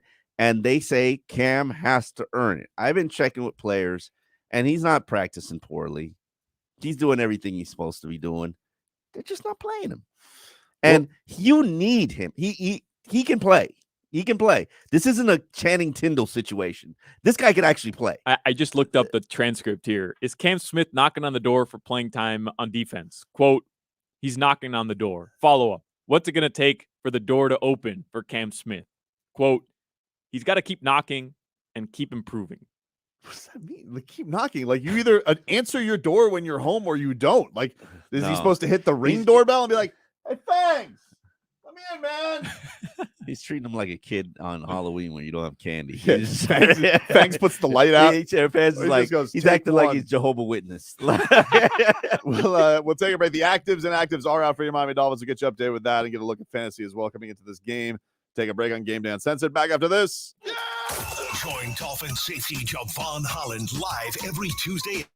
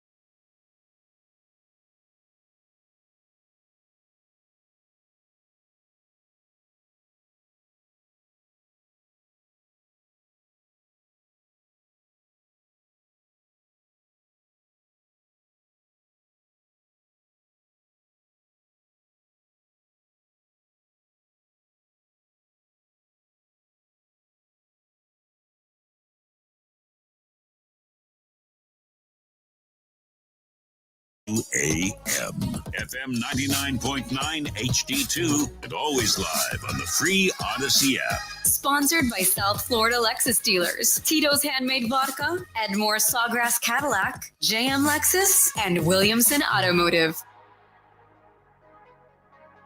Welcome back into Game Day Uncensored here on 560 WQAM as the Miami Dolphins getting ready to take on the Carolina Panthers. Get to our actives and actives here in just a second. But first, Solana, give us something to watch out here fantasy-wise. Our fantasy watch is brought to us by Tito's Handmade Vodka. Tito's Handmade Vodka on game day. Pour me in, coach. Find cocktail recipes for every fan at Tito'sVodka.com. Distilled and bottled in Austin, Texas. 40% alcohol by volume. They made 80 proof, crafted to be savored responsibly. And then I had some yesterday. It was delicious.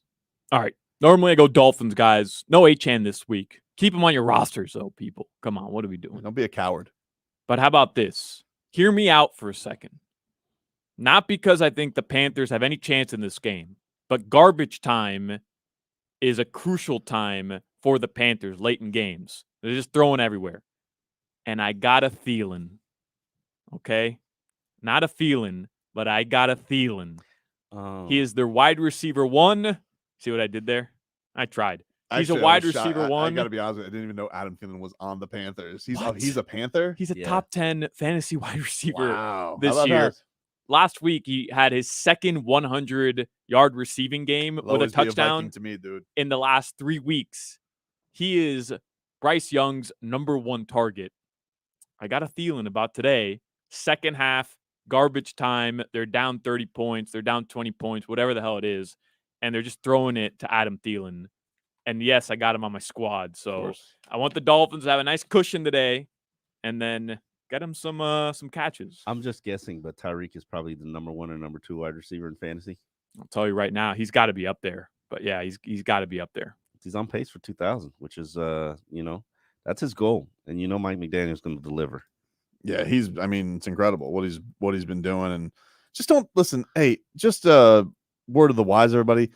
If he's running up to the stands, he's not giving you the football, okay? He's probably got a plan on that. So don't steal Tyreek Hill's football. He is number one. Though, very cool what he did afterwards, where he met that individual and gave him some swag and stuff. I kind of felt bad for dude because he got dunked on. Hey, if I'm in the stands. Oh, man. I'm sorry. You're getting dunked on. You stole the ball from Tyreek's mom. That's bad game awareness. Hold on a second, though. I'm a fan. You clearly tried to grab it, and I didn't let you grab it the first time. And then obviously I'm calling somebody down, and then while that person gets there, I'm throwing a toss the ball to her, and you basically grabbed it. Come on, bro. He had a better high point than Jaylen Waddle.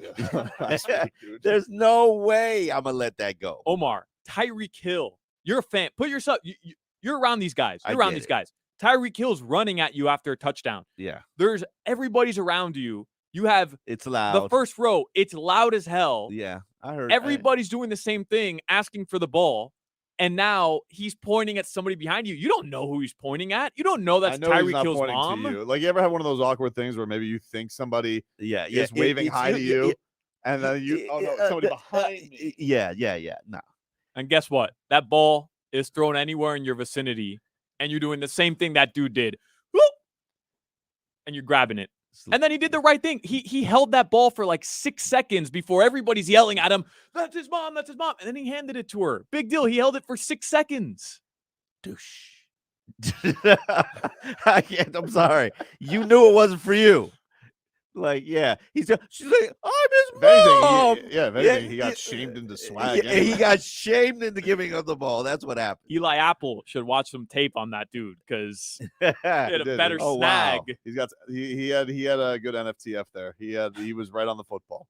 All right, here's our actives and actives. Right now, we have Kelvin Joseph, inactive. Connor Williams, we knew, inactive. He was ruled out on Friday. Tyler Kroft is inactive.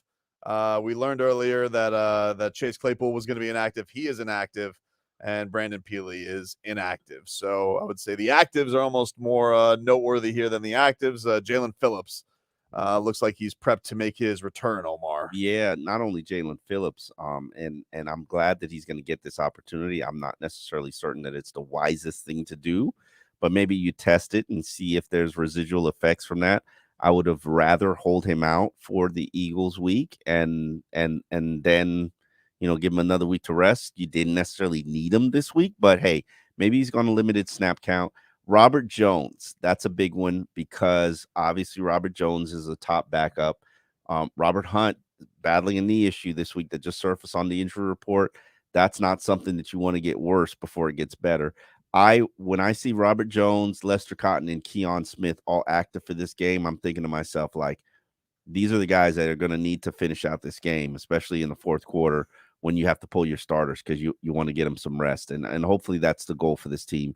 And then obviously Robbie Chosen revenge game. Of course, they go with Robbie Chosen. And Cedric Wilson kind of did some things last week. Yeah. So I was like, oh, look at you, Cedric Wilson. I know. Doing things. He was moving a lot slower than everybody else, but hey, he caught the ball. He was doing stuff, man. I feel like I was like, I haven't had one of those other than the of course, the punt returns. They just strangely had him out there for last year. I was like, oh, that's what he's doing now, huh? So I was like, oh, look at Cedric Wilson doing things. I mean, yes, it's against the terrible Giants, but still, he was doing stuff. Mike McDaniel wants everybody to feel like they're involved and they matter and they count and hey, it's working. So hey, and he said, hot hand gets the snaps. You deliver plays, you get more snaps. So they're drawing stuff up for Robbie, right? Oh, absolutely. Robbie's got to get two shots. Yeah, no question.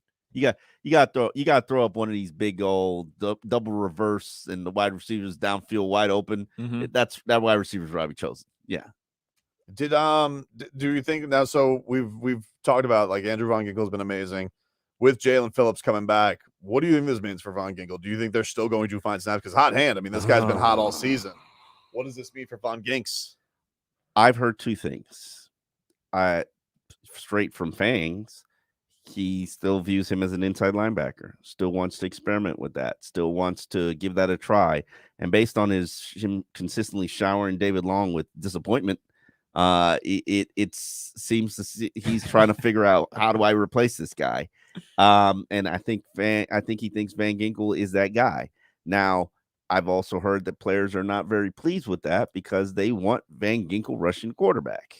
And a monster, man. I mean, like taking him out of that role is, look, you got guys who I know you have expectations of, but he is a terror. Yeah, he's been so good. No, but think about it from this standpoint, and this is how I can maybe Fangs is trying to create some creativity.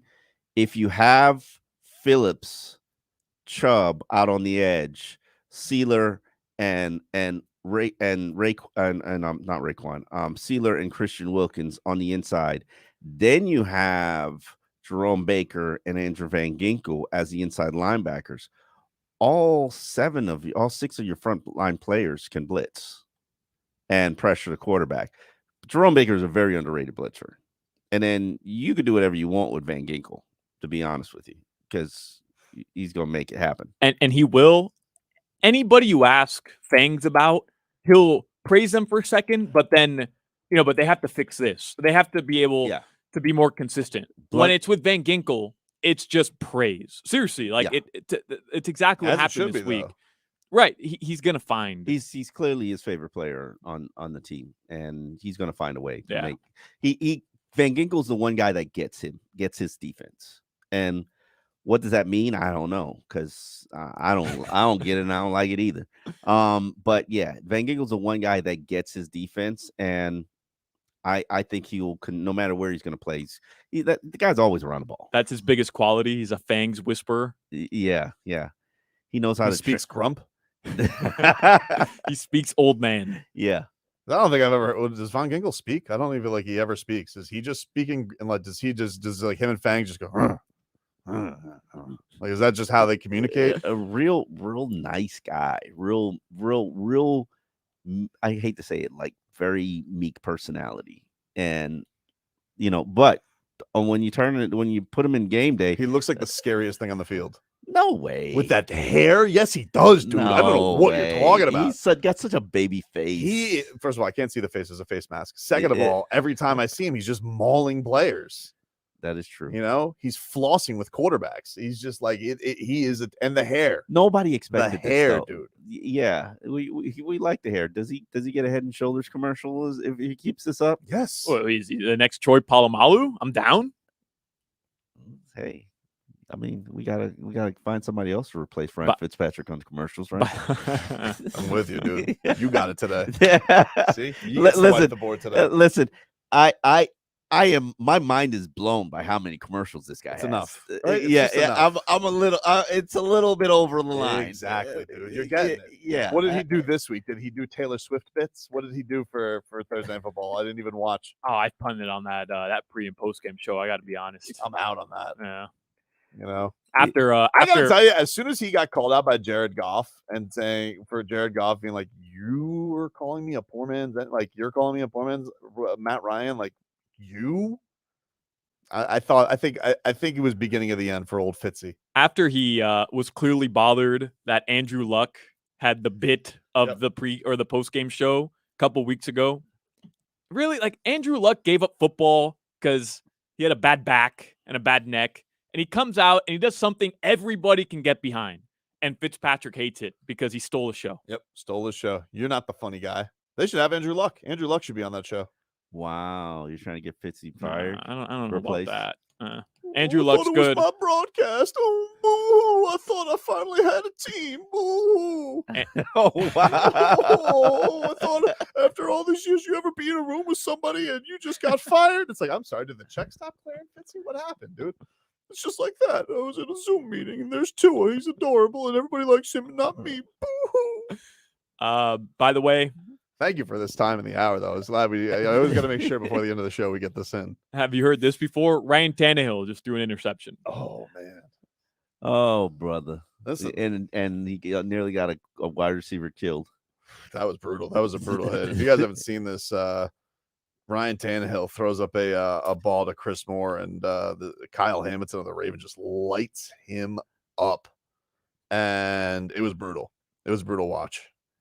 Brutal watch for our old friend Ryan Tannehill. I say this all the time. I do a podcast with Alan Poupard, and Poop's always saying that other quarterbacks can run this offense similar to how Tua Tagovailoa and Brock Purdy have run their offense, and those are two top-rated quarterbacks in the NFL. So he's saying that it's the system. And I say, and my response to him all the time is, can Ryan Tannehill run this system? No, and he's a $200 million earning quarterback. Crazy. He's fleeced everybody. Yeah, Poupar has always kind of been on the edge about Tua, though, like going into this season. Not that he wasn't like bashing him. He just didn't think he would. He still thinks he's a system quarterback. Right. I'm like, bro, this guy is elite. Why can't you acknowledge the fact that he is elite?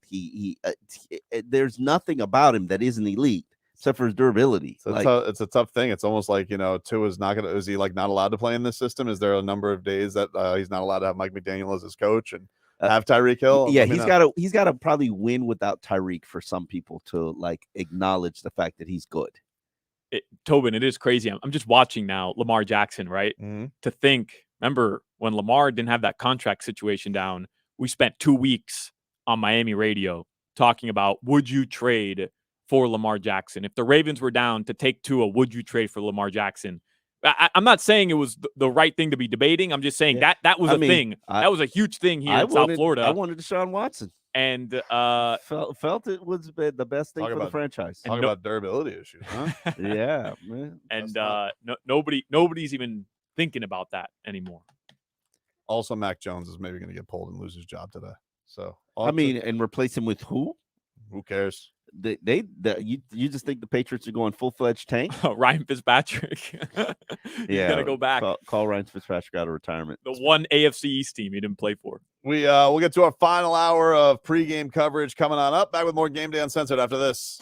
Game Day Uncensored on AM 560 Sports.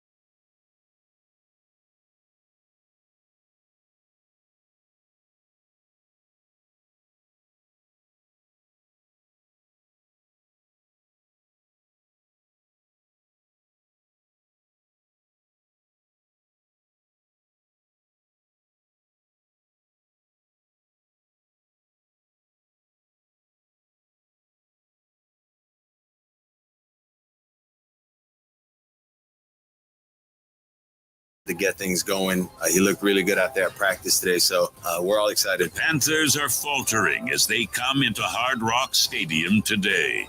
The Dolphins are coming off a big win, but as someone once said, on any given Sunday.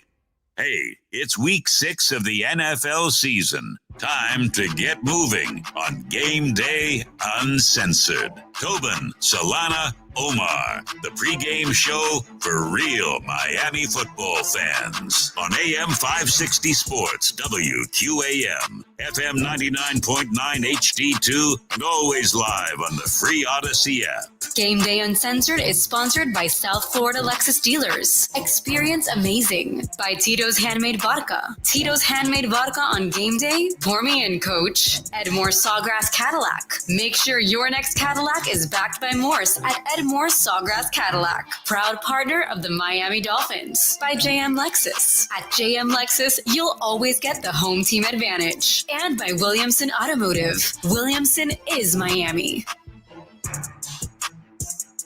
All right, welcome back, everybody. It is Game Day Uncensored. Tobin here with you alongside Omar Kelly, Alejandro Solana, getting you ready for Dolphins and Panthers. Porpoises and mountain cat? Felines. Felines, yeah. Right. Yeah. I mean, there's all kinds of those big cats you got to be careful of. Panthers are cool, though. Especially, the Black Panther. Yeah. Stalking you in the night. You never know where it's going to come from. That's dope. It's that movie, Apocalypto. You guys ever seen that? Oh, my God. I love that movie. You've never seen Apocalypto? Nope. You should. No right. words. I'll put it on the list. No words. Just a telling story. Mm-hmm. Phenomenal movie. And there's a scary big cat? There's a Black Panther. That scene is...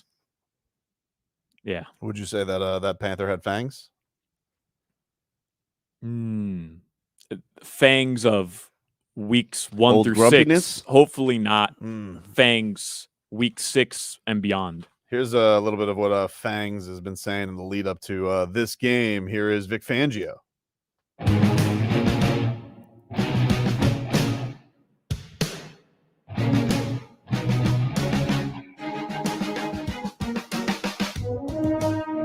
How does the defense adjust without Jalen Phillips? Do you do anything differently with Ben Hinkle and Ogba than you would with Jalen Phillips? No, it just allows them to play more outside. That's about it. I ask the obligatory Cam Smith question because fans keep asking us, is he knocking on the door, getting playing time on defense? He's knocking on the door. With David Long playing, do you think through 5 games? He's been playing better and better of late. Still need to get out some of his inconsistencies at times. What went into the decision to put Eli back outside cornerback, inside, and you foresee that as a permanent thing? Well, as we said before, nothing's permanent in the NFL. What have you seen? I like your hat. What level, Vic, is Raekwon Davis doing what you need out of that role? He's doing good sometimes not so. It's just a consistency thing with him. Like a Bryce Harper's playing style? Yeah, I love bombs. Big, a little random. I know this spring or summer you teased the new coverage that you had worked on. Have we seen it and not recognized it, or have you not unleashed it? Where's that new coverage in this game? It's actually reared its head here of late a little bit, and it's helped us. There's only one goal in mind, and that's to win. And whatever the best way for us to do that in light of how the whole game is going is what we'll do. Wow. The old love to rear their head.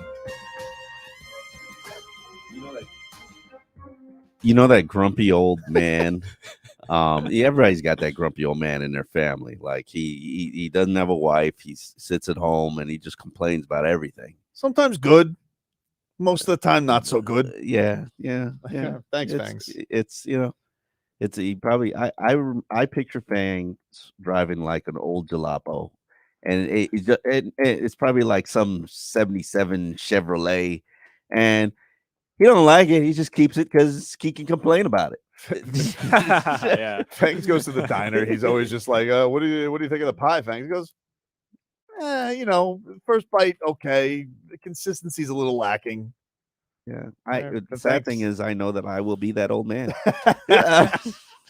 You nailed it though. Like he goes to that diner that he doesn't like. Yes, but he goes. He goes just routine. He's got the newspaper there. Mhm. Oh, he's a newspaper guy or for a racing form. sure. Look at the ponies. It's funny because I could spot him on the practice field because he's got his hands on his hips all the time. He's like just standing there, grumpy, got that hat, complaining about something. Like it's sad to say this, but it's like you wonder sometimes why coaches just get passed over and they don't get their season to become the hot young thing. And he's not the hot young and I'm proud that somebody gave him an opportunity, and I don't think he feels like he got a fair shake in that opportunity. But yeah, this guy is, best coach they've had over the last 5 years, because Sean Payton and Nathaniel Hackett have been a disaster. And then before that was Miami's former defensive coordinator, Vance Joseph. Yeah. It's probably best since Foxy. Denver's it's some you know what the sad thing is, some teams just really don't realize when they need to just reset. Mm-hmm.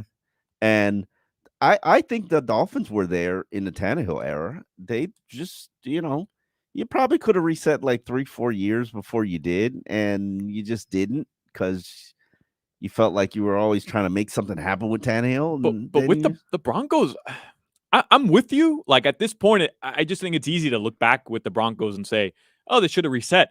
Right before they got Russell Wilson, everybody was saying that's a good team. They're just missing the quarterback. People were kissing their ass. Dude, they were like on national TV every week last year. If you would have had that conversation and said they're going to add Russell Wilson, things aren't going to work out with the rookie head coach, but then they're going to go at Sean Payton, you'd say, yeah, those are good moves. Yeah. They didn't work out clearly, so they're not. But at the time, those are good moves. But I don't think their roster's very good. If you, they're purging the whole thing, so clearly not. Yeah, but you could have looked at that roster last year and said, it's not that good. Yeah. And I've been there. I've covered Dolphins teams where I'm looking at it like, yeah, this ain't that good, and it's not going to get any better. And then you get injuries. Like, what team is going through that now? Where, Giants. Good God. Oh, the Giants are. I felt bad at like points last week for Daniel Jones. Yeah. And I had never thought I'd think that about, but I'm like, oh, he's got no shot. And like, yes, I think he's overpaid, and I wouldn't have invested that much into him. But I'm like, this guy's got no chance. No. And you're right. And some teams, you're just like dying for that bye. Like, when is he going to get here? And the Giants are that team. Not yet, because they have the Buffalo Bills today before they get to their bye. Buffalo get right game. We saw, by the way, Tannehill is injured. He's out. Like, we saw what? We saw that with Tannehill. We saw week after week, weapons were mediocre. His talent level was never great. It was just okay. It was average. And the offensive line didn't help him. He had 2 seconds, if that, to take a snap and make a play happen. I was critical of the offensive line. Tannehill was also part of the problem for the offensive line. Like, he had no pocket presence and awareness, and still doesn't. Give him some credit, guys. He got former wide receiver. Yeah, He's still learning. Still learning. 10 years into his career, he's still learning. Still learning the position. Hey, man, he's a $200 million quarterback, and the reality is somebody's going to recycle him as a starter when Tennessee moves on next offseason. He is something. I do think that Fangs, though, he probably does have to be a little bit licking his chops, because he's got a young quarterback in there, small quarterback. Yeah, I found what he said about the quarterbacks interesting. You don't always want to blitz them. You just want to let them do what they do. Yeah. And, you don't want to try to confuse them. And that's his approach. Fangs does not believe in blitzing. And, that's a little uncomfortable for me, but based on how I've grown up, what I've seen, how we've played, he wants to blitz when he wants to, not because he has to.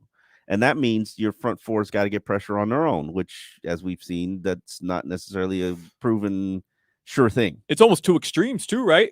Because you go from a Boyer defense. I'm not saying it was based off blitzing, but it sure felt that way. Oh, it was based off blitzing. It sure felt that way. The movement that you'd see pre-snap on the defense, you had guys just rolling around everywhere.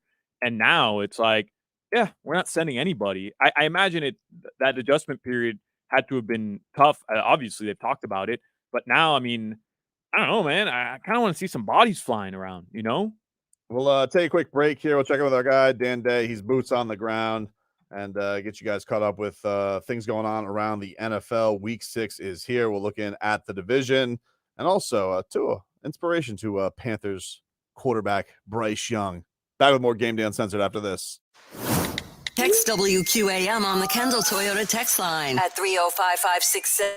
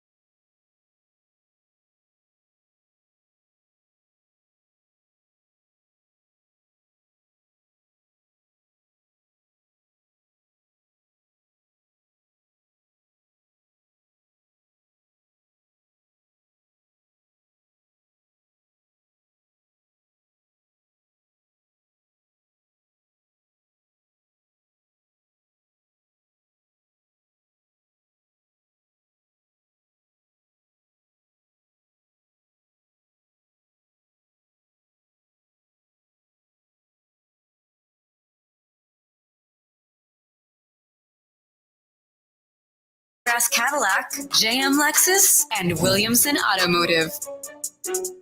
All right, welcome back, everybody. It is Game Day, Uncensored here on 560 WQAM. If you guys are just tuning in, starting lineups brought to us by JM Lexus. When it comes to loyal fans, it's JM Lexus with a 4.8 Google rating and over 13,000 reviews. JM Lexus, West Sample Road in Margate. Big news today on the injury front. Connor Williams, we know he is inactive. Jeff Wilson not back yet all the way as he started his practice rehab window. And Chase Claypool, he is going to be inactive today, Solana. So we will not see the debut of number 83 for your Miami Dolphins. But Jalen Phillips is back in the starting lineup today, you would assume. So that is good news on the front of health here with your Miami Dolphins. Seeing JP back out there. Yeah, I want to see JP. It sucks because you had all that hype about his body coming into the season, how he's chiseled, how he's just this massive human being. And, he's been slowed down by injury. It just sucks. And D-line hasn't been great. So you want him out there. This is the game. You would talk about a get-right game last week for the Dolphins. This could be that get-right game for Jalen Phillips. Definitely. Kind of bummed. No Claypool. I get it. I understand, but I want to see what it is. I see him. I think the thing that intrigues me the most about it, it's not really because I'm with you. You said it earlier. I don't have a lot of expectations, if any, for Chase Claypool. But the thing that I find interesting about it is, like, I want to see if Mike McDaniel could just take whoever and see if he could just make him a thing. Like, I want to see how far this mad genius goes. So, like, oh, he didn't work out with the Bills, I'll make him work. That's really the intrigue of the Claypool thing to me, is I want to know how quickly can Mike McDaniel turn around the talent and make him something that's special for this team. Does he have some spo in him, in other words? Right, yeah, pretty much. Yeah. Can he just, like, oh, you couldn't figure him out, Eberflus? Watch this, dude. He's got to buy in, and he's got to shed the diva label and reputation. So it's going to be an issue for him if things don't go well here in Miami. Like, think about it. If you're on your third team in 1 year and you pout and you can't learn the offense, and right, then, you basically don't show flashes that you showed in your first 2 seasons, what are they going to say about you then? And then you're going to be playing for the NFL minimum and have to redeem yourself like a Robbie Chosen's doing. Yeah, and it's tough. It's tough to, it was like Tyreek was talking about this week with him. It was like, I know everybody's got the whole he's a bad teammate thing. He's been great here, which you're going to be on your P's and Q's. He's been here a week. Let's calm down, Tyreek. Yeah. But it's I'm surprised Tyreek didn't call him the greatest teammate ever. Yeah, let's see how he deals with being called the vending machine. I like it though, man. I like it once you get the context, right? Because I read that on Twitter. I'm like, what does he mean by that? But then once you get the context of, he's just a massive human dude. Looks like a damn vending machine. Yeah, but like, I think if you're a wide receiver and you think of yourself as a fast wide receiver, like vending machine. The vending machine's like connotes, that's for like Ingold. Right. Ingold should be a vending machine. Right. No, Ingold's can't be a vending machine. Why not? And Ingold's like smaller than you. Ingold. No, but like a fullback's like a brick, like that's. Nah, he's not even a brick. Ingold looks like a regular dude. I'm amazed at what he can accomplish. I get it though, blocks. Because who was the refrigerator? William Perry. Yeah. Do I have that right? William Perry. Yeah. Ex-Chicago Bear. Funny enough. Refrigerator, vending machine. They're in the same category, right? Just like massive. Yeah. I mean, one player objects. told me, I asked about him. He was like, yeah, you mean our new tight end? And I was just like, yep, okay. And even if he does, think about it. And I forget which coach talked about it, Frank Smith or the tight end coach. Mike McDaniel wants positionless football. He believes in positionless football. So he wants you to not know what the heck Claypool is doing. And I know the number one way that he can actually help this team is blocking. Yeah. If you just look at him, he's a moose. He's bigger than their linebackers. He's an absolute moose for sure. Only expectations. Couple TikToks, right? From I think he's got Chase Claypool. I think he's got to shut down his TikTok. Is he a famous TikToker? Yeah, I didn't know that. His rookie season, like Mac Hollins. That was the whole thing, right? In was it Pittsburgh? He made more money off social media than he made off his rookie contract. Really? And what is he, like putting up thirst traps? Like, what's he got going on there? I don't know. I'm not a TikToker. But people were mad, like they lose a game and he's on TikTok. And yeah. things like that. It was a whole. If you look it up, it was a whole thing. I'm cool. I think McDaniel will be cool with it, though. It's funny how mad people get on social media. Like, oh, you spend too much time on social media. It's like, it takes 3 seconds to do this. The old don't understand how little time social media takes. Yeah. It takes a lot of time when you actually need it to make money and revenue. But yeah, it's time consuming. What's up, Dan? Dan Day, our guy, boots on the ground over at Hard Rock Stadium. What's going on, Dan? Oh, well, you know, the Dolphins are getting ready right now. Liam Eichenberg's taking some extra snaps. I think he kind of feels that everybody's talking about him. So he's taking some extra snaps. For the most part, the team looks very focused. And, you know, it's not exactly humid and hot that here. So, like, you know, it's going to be one of those games. But, like, Liam Eichenberg seems like he is very focused. So I know that's one of the big things that everybody's talking about today. He knows everybody's going to be watching him. It's the Eichenberg. We're in for a ride on Very the Eichenberg nervous. Express. Yeah, that's the thing. I think he knows, so he's putting that extra work. But no, he actually looks very focused. He looks like he's, you know, getting his extra snaps in, doing everything extra. So, yeah, he knows. But you want that instead of him not caring and not doing anything. Like, he's actually kind of putting the extra work. So, you know, we're excited about that. But other than that, you know, we're good. We're good. Dan, do you see a lot of 54s around the stadium today? A lot of Zack Thomas jerseys, them honoring the Dolphins legend day. Are people fired up about that? It's interesting you bring that up. I didn't think about that until I just realized, yes, there are a lot of Zack Thomas jerseys around here. And now I'm realizing, of course, yes, there are a lot of people wearing the 54 today. And I was like, wow, that's a lot of Zack Thomas love from a lot of different people. And now I'm like, actually, yes, there is. Yeah, no, I've seen a lot of Zack Thomas. Have you? Where are you right now, Dan? Can you see the field right now? Can you see up where Zack Thomas is in the Ring of Honor? Do you have a view of that? Do you see, like, have they put that Hall of Fame thing next to him yet, or is there like an unveiling? Like, is there a curtain there hiding it? Like, if your peepers can see it right now. I am not seeing anything from the press box right now. I'm seeing Dwight Stevenson, you know, Richmond Webb. I'm seeing John Offerdahl. I don't know where that is. John Offerdahl He might be earlier. under Mark the Zack Clayton. Thomas. But no, I'm guessing it's on the side of the press box. But yeah, no, I have not seen if it's unveiled, if it's veiled or anything like that. No, I have not seen that yet. So I'm guessing they're waiting for a certain point to like unveil it. 99 and 54 are up there next to each other. I remember last year, JT and ZT are next to each other up there. So I imagine you're going to get that little Hall of Fame logo unveiling at some point today. Appreciate the time, Dan. We'll check in with you. You guys can see him on GameDay Uncensored post-game version with Alex Dono as he will be in the locker room for us and getting sound for us. And we'll check in with you then, Dan. Absolutely. Look, we got post-game. We've got Dolphins making it happen. We've got the Heat. Alejandro Solana and I are working all day. It's absolutely great. But, yeah. They're working us to the bone. I'm now you got me all worried. I want to see this, like, Zack Thomas. Okay. I'm going to go look around. I'll see y'all later. All right, there you go, Dan Day. Appreciate him stopping by. As, man, it's going to be a busy day. By the way, in the division today, you got 4:05. Dolphins are the only 1 o'clock game in the AFC. So you got 4:05. New England at Las Vegas. Could be Mac Jones' final swan song. This could be a swan song, dude. Who are they going to go to when they get? I don't know. I think Bill Belichick's just fed up. They're a team that they got to bottom out. They just got to bottom out and hope that Belichick, the GM, doesn't get Belichick, the coach, fired. Should have bottomed out 2 years ago. Yep. Right. You couldn't do that. No, you should have. When It's Tom Brady is winning championships, you can't make that. You can't just bottom out because you don't have Brady. They'd be in a better position now, I believe, if they would have bottomed out. But guess what? That's swaggering Bill Belichick. Oh, I'll win with anybody. Oh, Devontae Parker. Oh, Mike Gesicki. Oh, I'll win with anybody. And guess what? You're losing with McCorkle. 4:25. It's Jets at Philadelphia as Philly's got a back-to-back weeks of AFC East opponents. And the Jets, you got video this week roving around of Aaron Rodgers walking. He's got like his own little propaganda, his own Teron Armstead walking around. Oh, he's recovering faster than ever. Faster than ever. It's funny. I'm so scared about Jalen Ramsay. Oh, can't bring back Jalen Ramsay in Kansas City. And Aaron Rodgers had like the toughest surgery to come back from. He's going to come back in 5 weeks. He's going to come back in 5 weeks from torn Achilles. I don't know what to tell you about that one.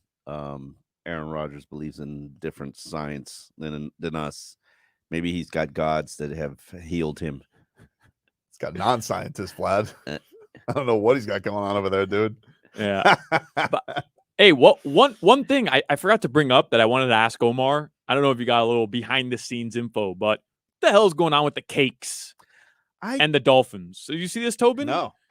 Yeah, please explain this to me because I keep hearing about it, but I don't see it. And I'm assuming it's a social media thing, but what's going on with these cakes? No, apparently, I remember Barry Jackson had tweeted out about it. Apparently, the Dolphins coaches are rewarding defensive impact plays with cakes, literal cakes, whether it's a birthday cake, a wedding cake. I think it was Emmanuel Ogbah who was given a wedding cake from the Dolphins coaching staff. It's a very because of his gift. play versus the Giants.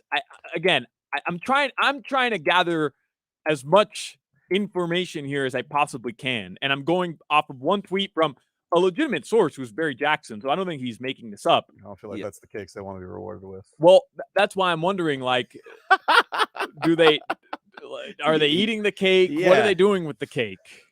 I have heard about a wedding cake, and I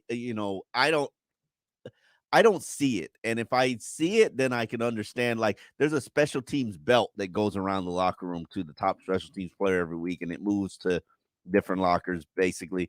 But I've heard about the cake, but unless I haven't seen a physical cake, so I can't really, and I haven't asked about it because, I mean, truth be told, the unit sucks, and I expect if I'm asking you questions, it ain't about you getting a cake; it's about you getting better. Like a bun cake. Ooh, bun cake would be good. They deserve a fruit cake. That's what they deserve. Nothing bunt cake. That's what I mean. Yeah, exactly. Here's what I need to know. Although Fangs would love it because the old love a fruit cake. He's more of a rum cake guy, right? Or like a carrot cake. I'm telling you, dude, if you wave a fruit cake in front of some senior citizens, they're running. They love that stuff. Fruitcake, yeah, you can't. Who likes fruitcake? Who's the old dude? I'm telling you. Raise your hand if you like fruitcake. terrible. It's disgusting. Here's what I need to know, though, Omar. Flavors of cakes, and are these being delivered to their homes? Do they have to go to Publix to pick them up? It's at the facility. They're getting like cakes catered to the facility. I could see Stephen Ross actually having like a baker on staff. Like he's like, you gotta make the best cakes. Listen, let me say this because it's you guys. When I'm into gardening, okay, that's my thing. Like Saturday, You like gardening, huh? you watch college football. I do gardening. Okay, green thumb. Wow. And they're gardening at that facility. I mean, they are there every day. It's got to look pretty. I mean, I understand it's got to look pretty, but there's a gardening crew there every single day. And I'm not talking about like every day of this week or this month. I'm talking since OTAs. They literally pick up leaves and shade. Like it. Jealous. Think about how meticulous your staff has to be to have a gardening staff at your facility every single day. And if you don't cut corners in that regard, think about how you do every single aspect of your operation. I think about that every single day when I see gardeners out there. Like they are there every single day. The science, man. It's a science. You know what I mean? This isn't somebody just out there mowing a lawn. Like, No, these are scientists. I'm more worried about. I'm more interested in you. What do you like to garden? Like, what's your favorite thing? Are you like a vegetable garden? Do you like flowers? I've given up vegetables. I'm more flowers. The vegetables are it's too hard in South Florida heat. It is tough. I do have bananas that right now are in full season. So if you do like green bananas, holler at me and you could boil them like a plátano. No, it's not. It's actual banana, but it's not a plant. It's not a plant. You can make you can like green banana mashed potatoes, or if you're Caribbean, you like to boil bananas and eat bananas. I personally only will eat it mashed potatoes. I give them out, but I like growing them. Banana mashed potatoes. Yes. Oh. It's Wow. Dominicans do it. Damn. It's a meal where there's a meat inside the plantain mashed potato. I forget what it's called. I'm not sure. I'm sure somebody on the chat will hit us up on YouTube. Yeah, mofongo. Mofongo. Yeah, there you go. That's fire, man. Yeah, it is. It's pretty good. And what was I gonna say to you? And I have sour oranges, so I'm more of a fruit, Like a and produce- flowers. Yeah, Yeah. I like that, man. Good Yeah. for you. Crazy. Everybody needs their thing. I didn't know. I never would have taken you for like a A gardener. Oh, I absolutely You use love it. do you have like one of those hoses that has all the sprays on it? Yeah, but I don't really use that. amateur hour. Yes, yeah. Right now, I'm getting new gloves that have the little gardening things. like the hooked- claws? The claws. Yeah. Yeah. I'm waiting for those to come in the mail, baby. Wow. I'm super excited about Wow. that. This is the You things can that tell the, you guys really think you're gonna win because you just spent 5 What's minutes. that? You guys, you could tell this is gonna be a blowout. Bryce Young, you know, 5 minutes on If this gardening. kid, watch this kid come out and light up the Dolphins Hey. for 50 today, and we're gonna be like, oh, Guess what though, man? I don't care anymore because I learned something about Omar Kelly that I didn't know. Yep. I've known you for a long time, Omar. Yes, you have. Yes. And I had no idea you were into gardening. By the way, Dade South, Mhm. my fangs go. And I That's a happen to point. love that. Good for him. I That's a need to point. know where a good place to get some mofongo It's is. Puerto Rican. There's It's Puerto any Rican. Puerto Rican restaurant, really. I went to Puerto Rico, had some mofongo or Oh some my mofango. God. Yeah. Woo. We'll take a quick break. We'll predict the game ball and get ready. And this kickoff is upon us. Back after this. You're listening to the exclusive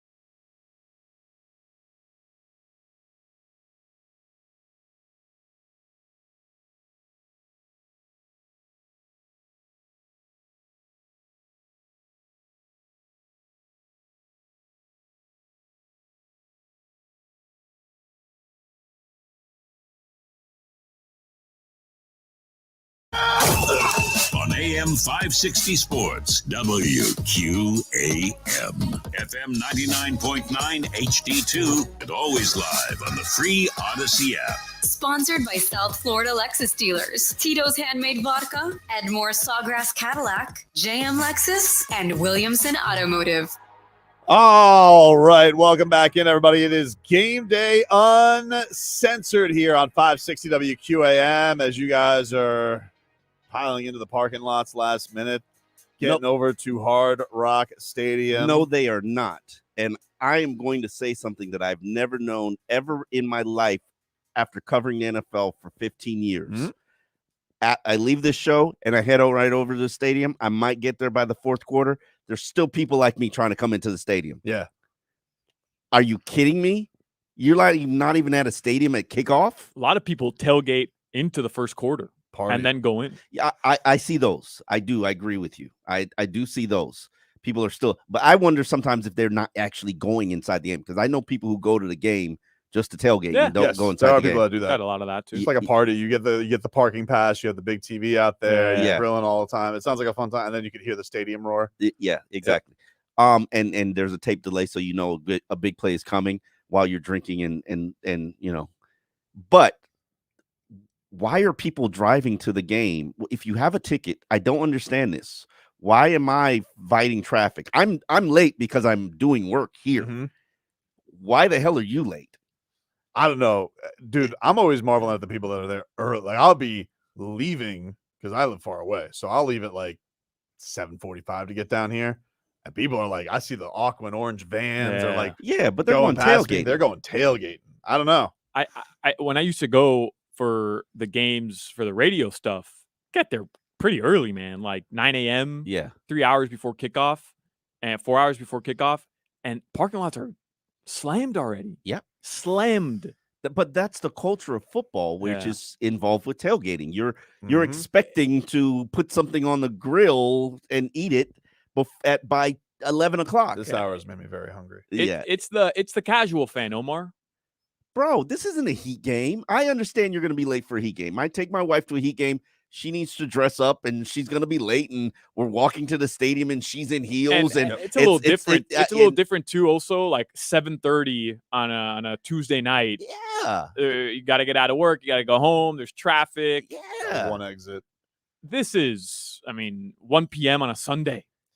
Like, why are you late for a damn Dolphins game? Boys, let's predict the game ball here, which is brought to us by Lexus, the powerful and capable Lexus GX, now with a 10.3-inch touchscreen. Expand your comfort zone. Experience amazing at your local Lexus dealer.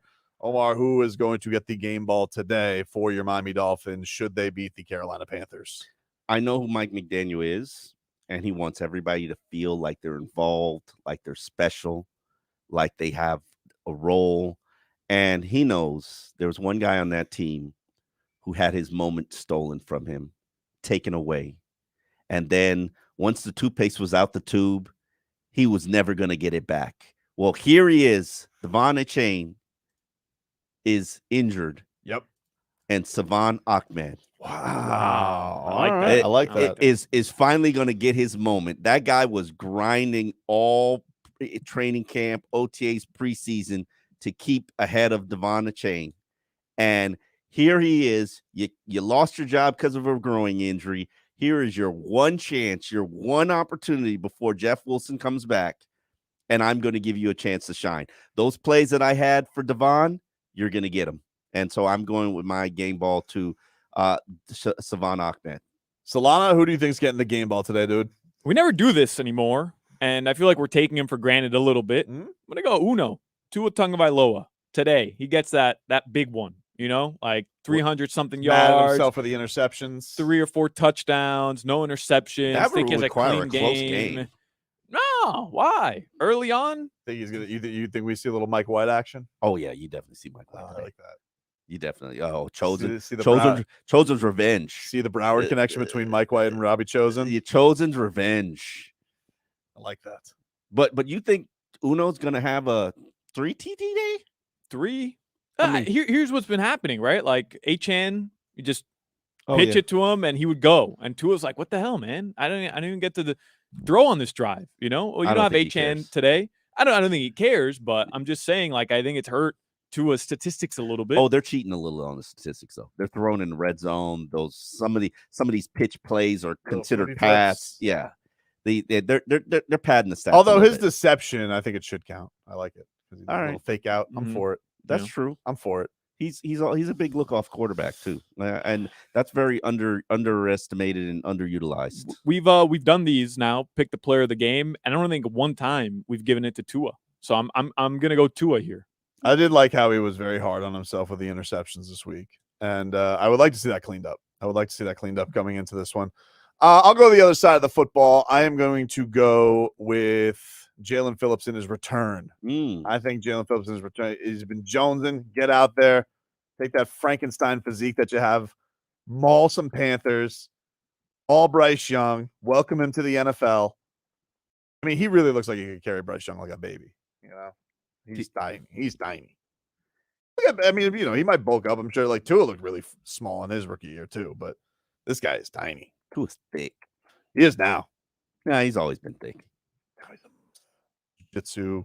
Yeah. Touchdown throwing moose. Neck muscles on him. Yeah, Yep. okay. I can Yep. understand where you're coming from. So I'm going to go with Jaylen Phillips. I think that's I'll predict the game ball for him. I don't think he's going to get the snaps. Although knowing this, it's probably going to just be Von Ginkel again, probably getting a forced fumble. And Fangs is going to be rubbing his chin. Von Gink's going to take it, and he's just going to return it to the house. It's like, You know what's been stumping me for the last week, and I haven't been able to get to it? Tyreek is growing a Fu Manchu kind of mustache. Like Andy Reid?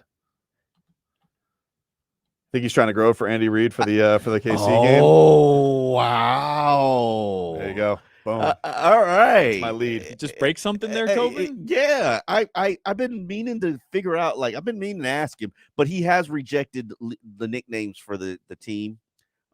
He does not want it to be called Legion of Vroom. He does not want it to be anything Legion. He does not want any ocean association. He doesn't like Greatest Show on Surf. I like that. Oh no, he doesn't want to. He doesn't want to use something that another team had. Like so he's not the fastest guy anymore, right? So he doesn't get to choose. Yeah, hey! He put that. Achane was on his podcast this week. Keep your friends close. You know, friends close, enemies close. I see what it is. He got his 22 miles per hour. When somebody else records a 22, he'll feel threatened. I want to see him like, what if he just puts like a 23 this week? And for the record, Ethan Bonner did record at 22 miles per hour in practice.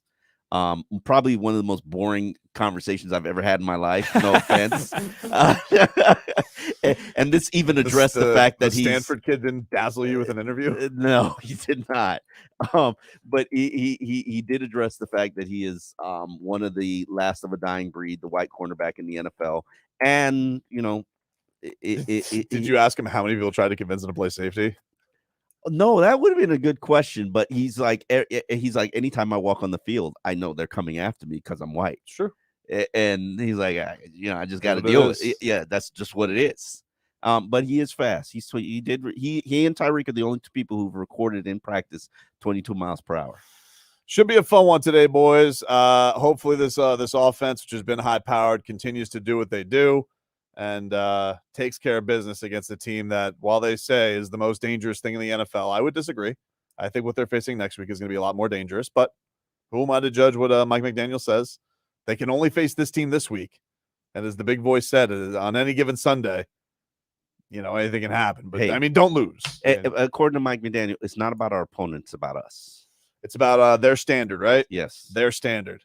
I did get goosies when Zack Thomas said that, too. You know what? I think Zack Thomas should just be brought in for every post. Oh my God! If they record Zack Thomas's pregame speech, they're going to. Please share it with me. 100%. Man. All right, everybody, enjoy the action. We will talk to you guys next week.